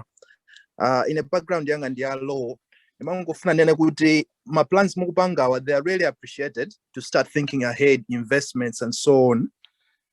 Koma the aspect ya succession, chifanga tukubanga invest zana, I wouldn't feel comfortable personally to invest osazua kuti kusogolo kokodi if I dropped dead mawa investment menda bangai, how secure is it? Machulapo nkani Mr. Martin anapanga present bwino anagamba za my deeds, my importance of title deeds ninkani yoti akulands aichite take very very seriously with the process yochita register land ikale seamless kuti anthu akachita invest my investment amene apangao akhale as secure as possible. That is my only contribution. It's not really a question, but it's a matter of really importance. Kuti ngati anthu apanga invest, whatever they've invested should be secure so that they should be able to pass it on. Kwana osati kuti munthu achita invest ma thousands ako ku Malawi kuzakhalaso ngati pali chipwirikiti pambuyo pake because my deeds sakuoneka bwino. Although my legislation in terms of inheritance is going to so we need to really work as a nation to build the complete picture. But if we're asking for investments, how secure are those investments? Beba, I know it's late, but I thought I should add that contribution to add to the general thinking. Yes, it's great, but we need to think a step further. Secure our investments. Our legal system should also move along with what we're asking for. I would rather invest in the UK where I am because I know the law protects me extremely well in the event of but congratulations, it's really good to get this knowledge out there, to share. My website, to update information that can be readily available. Please update it because some of us will read. My website then there's nothing substantial, but try and put that information out there to share it with all of us, and then we have confidence in the system. Thank you so much for organizing, and many thanks. Thank you very much, Council Suzio Kaluluma, for your comments. Very constructive as well, and adds to the quality of the discussions that we have had today. I'll take for this round of questions, I'll take one from Mr. Dennis Kamsonga. If you can go ahead and ask a question, and then I'll ask our technical team to respond to the questions. Dennis? All right, Dennis is not there. So let me give the floor to... I'm here. Oh, you're there? All right, okay. Yes, go ahead. You can ask your question. Yeah, I think I got in late. I think I got in when Malawi Housing was presenting. So mine is on a bit of finance. With their presentation about purchasing houses from Malawi Housing, they've given, it's more or less like the Chinese projects which they're providing in Area 49. Now, I don't know if they explained it already or not, because I got in late. What are the penalties of exceeding or not paying after that set period of time that they have put in? I know so many people have said it as if it's a mortgage or not, but I'm just looking at penalties if you don't meet their requirements. I mean, you started it, but eventually you've kind of stuck, what are the penalties?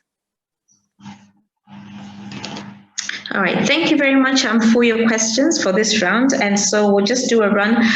We had a first question about the concerns of the quality assurance. What due diligence is being made in terms of, the public infrastructure.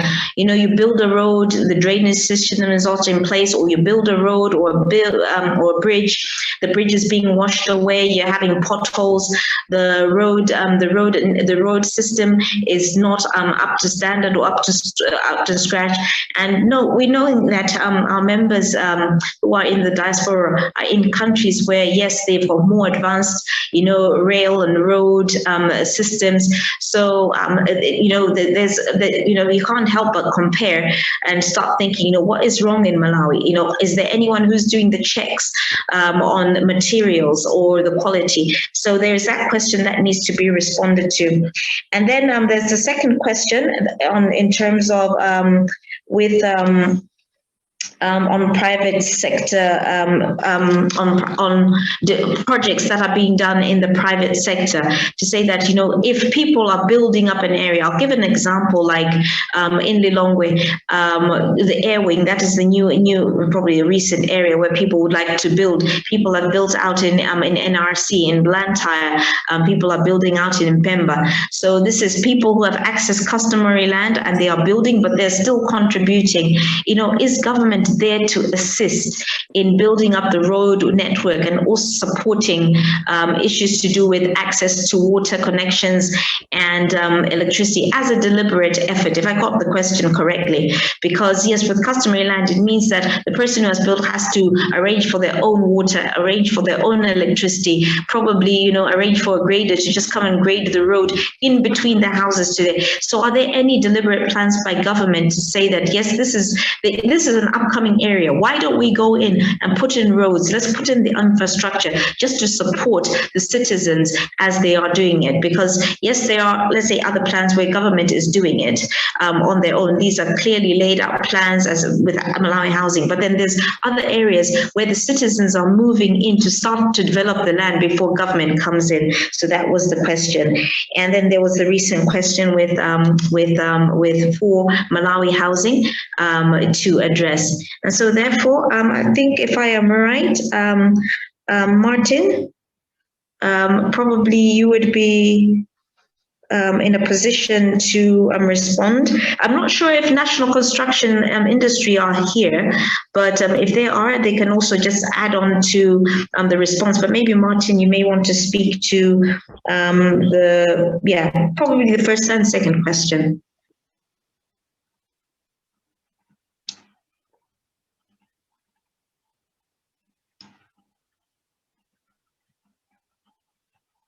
Is Martin? Yeah, there we go, Martin. Thank you. You have the floor. Thank you. Thank you once again. Just to recap, to make sure I'm responding to the right question. The first one was about the quality of road infrastructure and what the government is doing. And you remind me the second one. So I'll just respond based on my knowledge and based on what I'm observing, and not really on behalf of the roads authority or the local councils that are developing these roads. I would say that one of the factors would be maybe the budgeting and the financing, and as well as it could be the management of the same, because we've seen, I'll give an example of members in the diaspora may not be aware, but there's a junction that is being, some sleeper lanes along Mahatma Gandhi that are currently being constructed. And you would notice that work started and then there's a stoppage of some weeks, for some weeks, and then the rains are destroying that and all that. You would think maybe it could be a budget issue or something else. I may be speculating here, but I may not be specific, but the road, the design has got to be compliant with the road that will be imposed on that road, and also the foundation, the underlying sub-base and subgrade, the soil itself, and the capacity of that road to carry any structure. In terms of what the government is doing, I'm not able to respond on that one. As I have already said, we wish the other authorities were around to take on those questions, as they are private to such information. Just remind me on the second one. All right. The second question was on private. Okay, can government come in to help, private investors? So, say for example, people are already, the private citizens are already going out to building up areas. Can government come in to build, to come into supporting the developments by, bringing in roads, water, and electricity? Well, thank you. It's indeed worrisome that we are expecting that authorities will be following on, but primarily the infrastructure should have been in place, like what Malawi Housing does, and mostly people are indeed going for those plots where there's no infrastructure because they are a bit cheaper, as the cost for bringing in the road network, the water and electricity may not be part of the purchase price for the plot. We have, as Surveyors Institute of Malawi noted, resurveying of some areas where the government goes in, or government institutions. Malawi Housing can come in on this, where they resurvey and introduce some access roads and bring all that. So I'm sure, as I've said, that I don't work in the government. Probably Minister of Foreign Affairs, they're in government, and there's Minister of Lands there, there's Minister of Transport there. They could probably link up and provide an explanation later on what programs are there. But from our profession, we've observed some roads coming in to areas where people have settled. Thank you.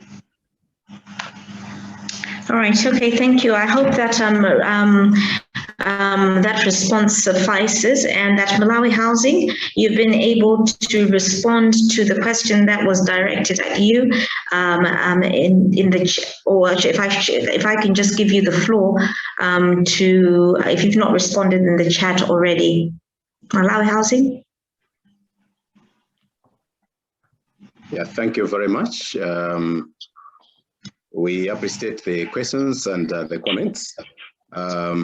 As you've rightly observed, most of them we have already responded to in the chat box, but there was one particular question on penalties.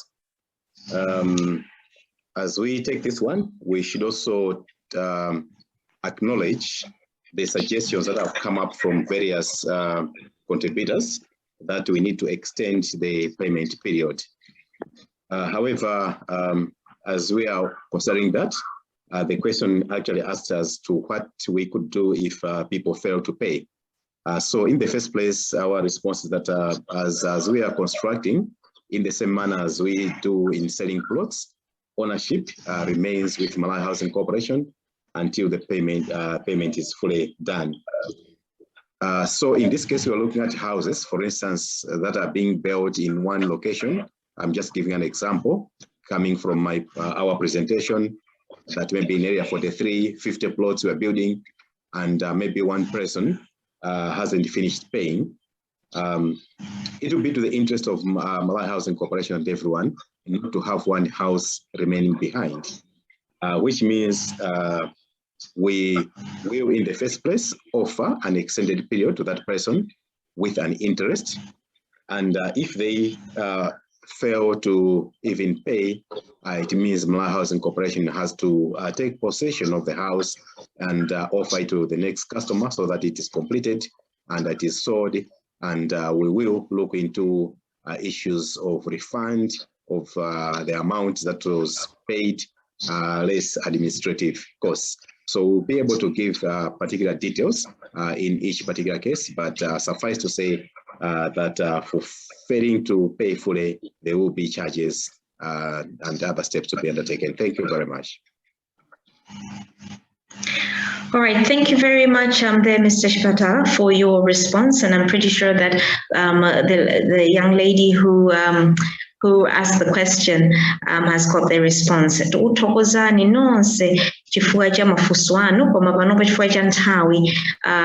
just curtail our discussions and we'll go into our closing remarks. However, because we have opened up our forum, please do contact us.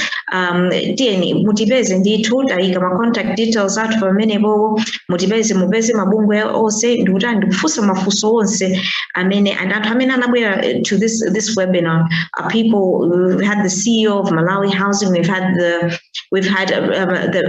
president of SIM, that's the Surveyors Institute of Malawi, but they've also had their support officers. So please do I encourage you to continue to keep the questions coming through. Any concerns that you might have, please go ahead and send them through.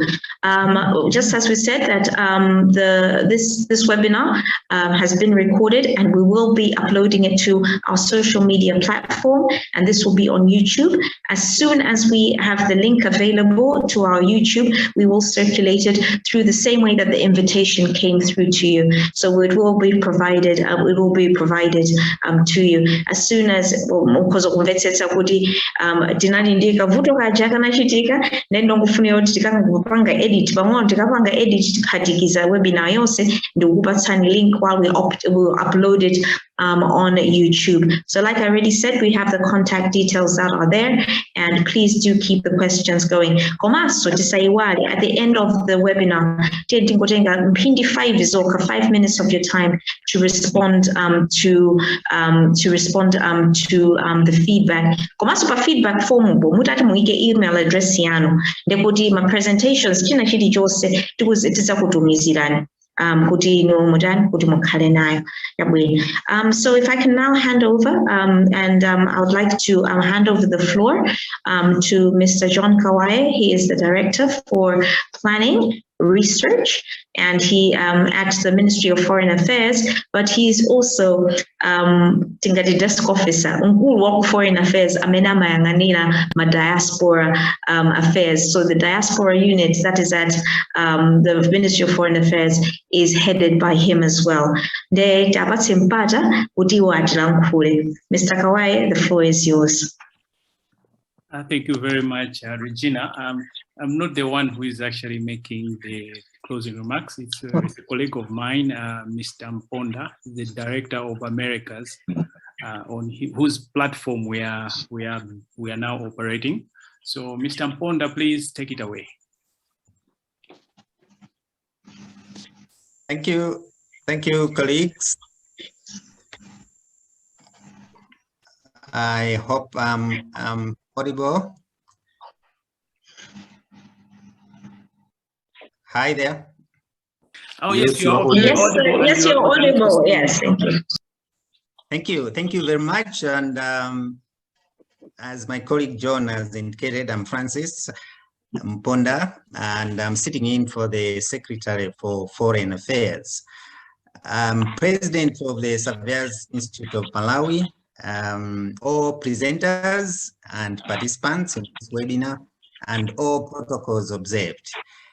I wish to extend our gratitude for all participants for sparing your time and attending the webinar, more so on a Saturday, given the time differences we at different times of the day.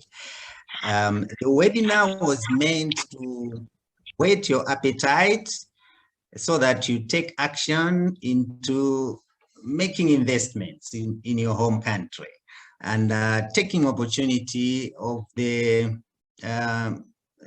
juicy investment trends that we have in the country. I trust you found the webinar useful in terms of what to do and what not to do as you proceed to make your plans to invest at home. We also understand that our needs, your needs, diaspora, are different and varied, and you are not a homogeneous group.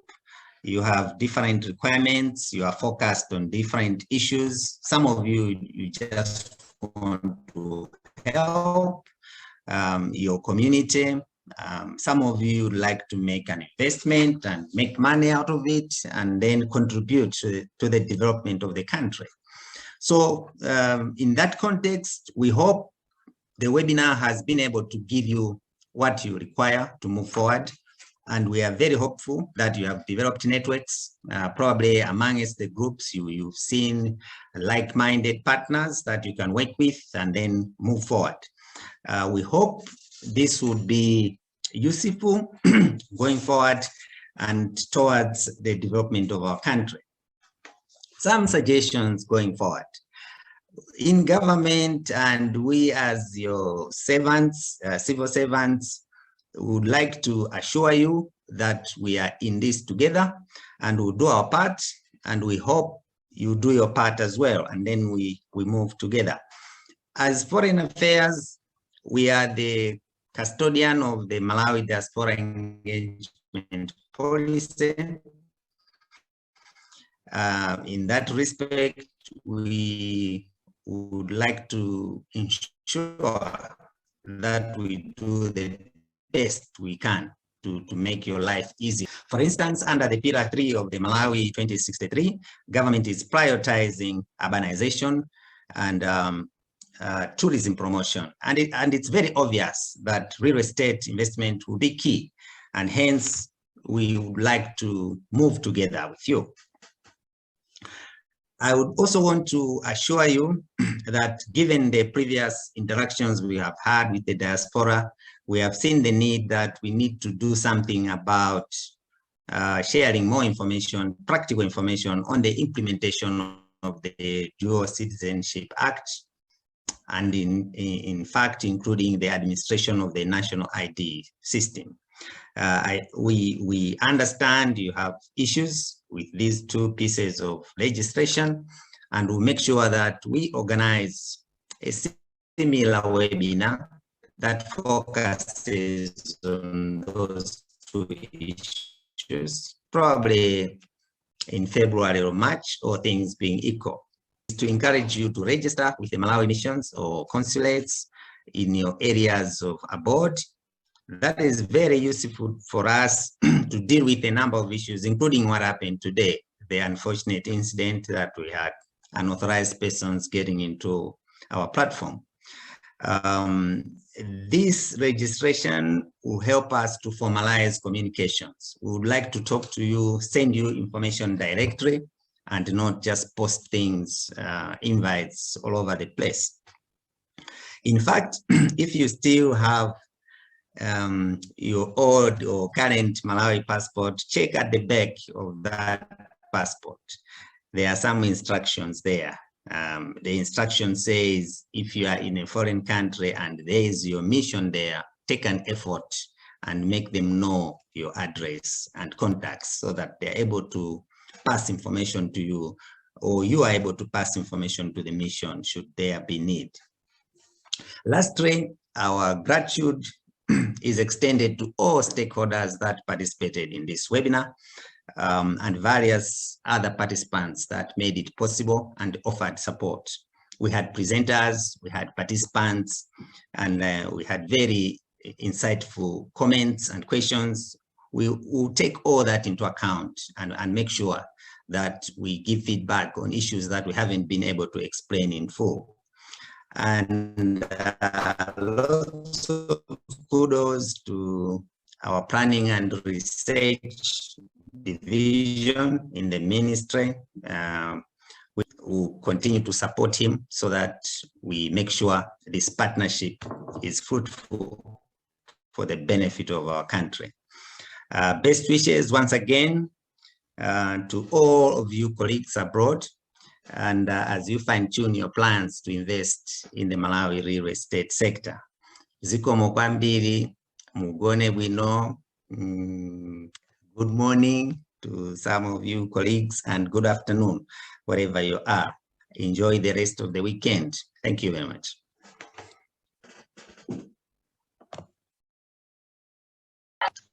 Thank you very much for addressing us, Mr. Mponda. Indeed, yes, it has been a fruitful deliberation. We have been here for 4 hours, but I would like to just invite you to now observe our national anthem.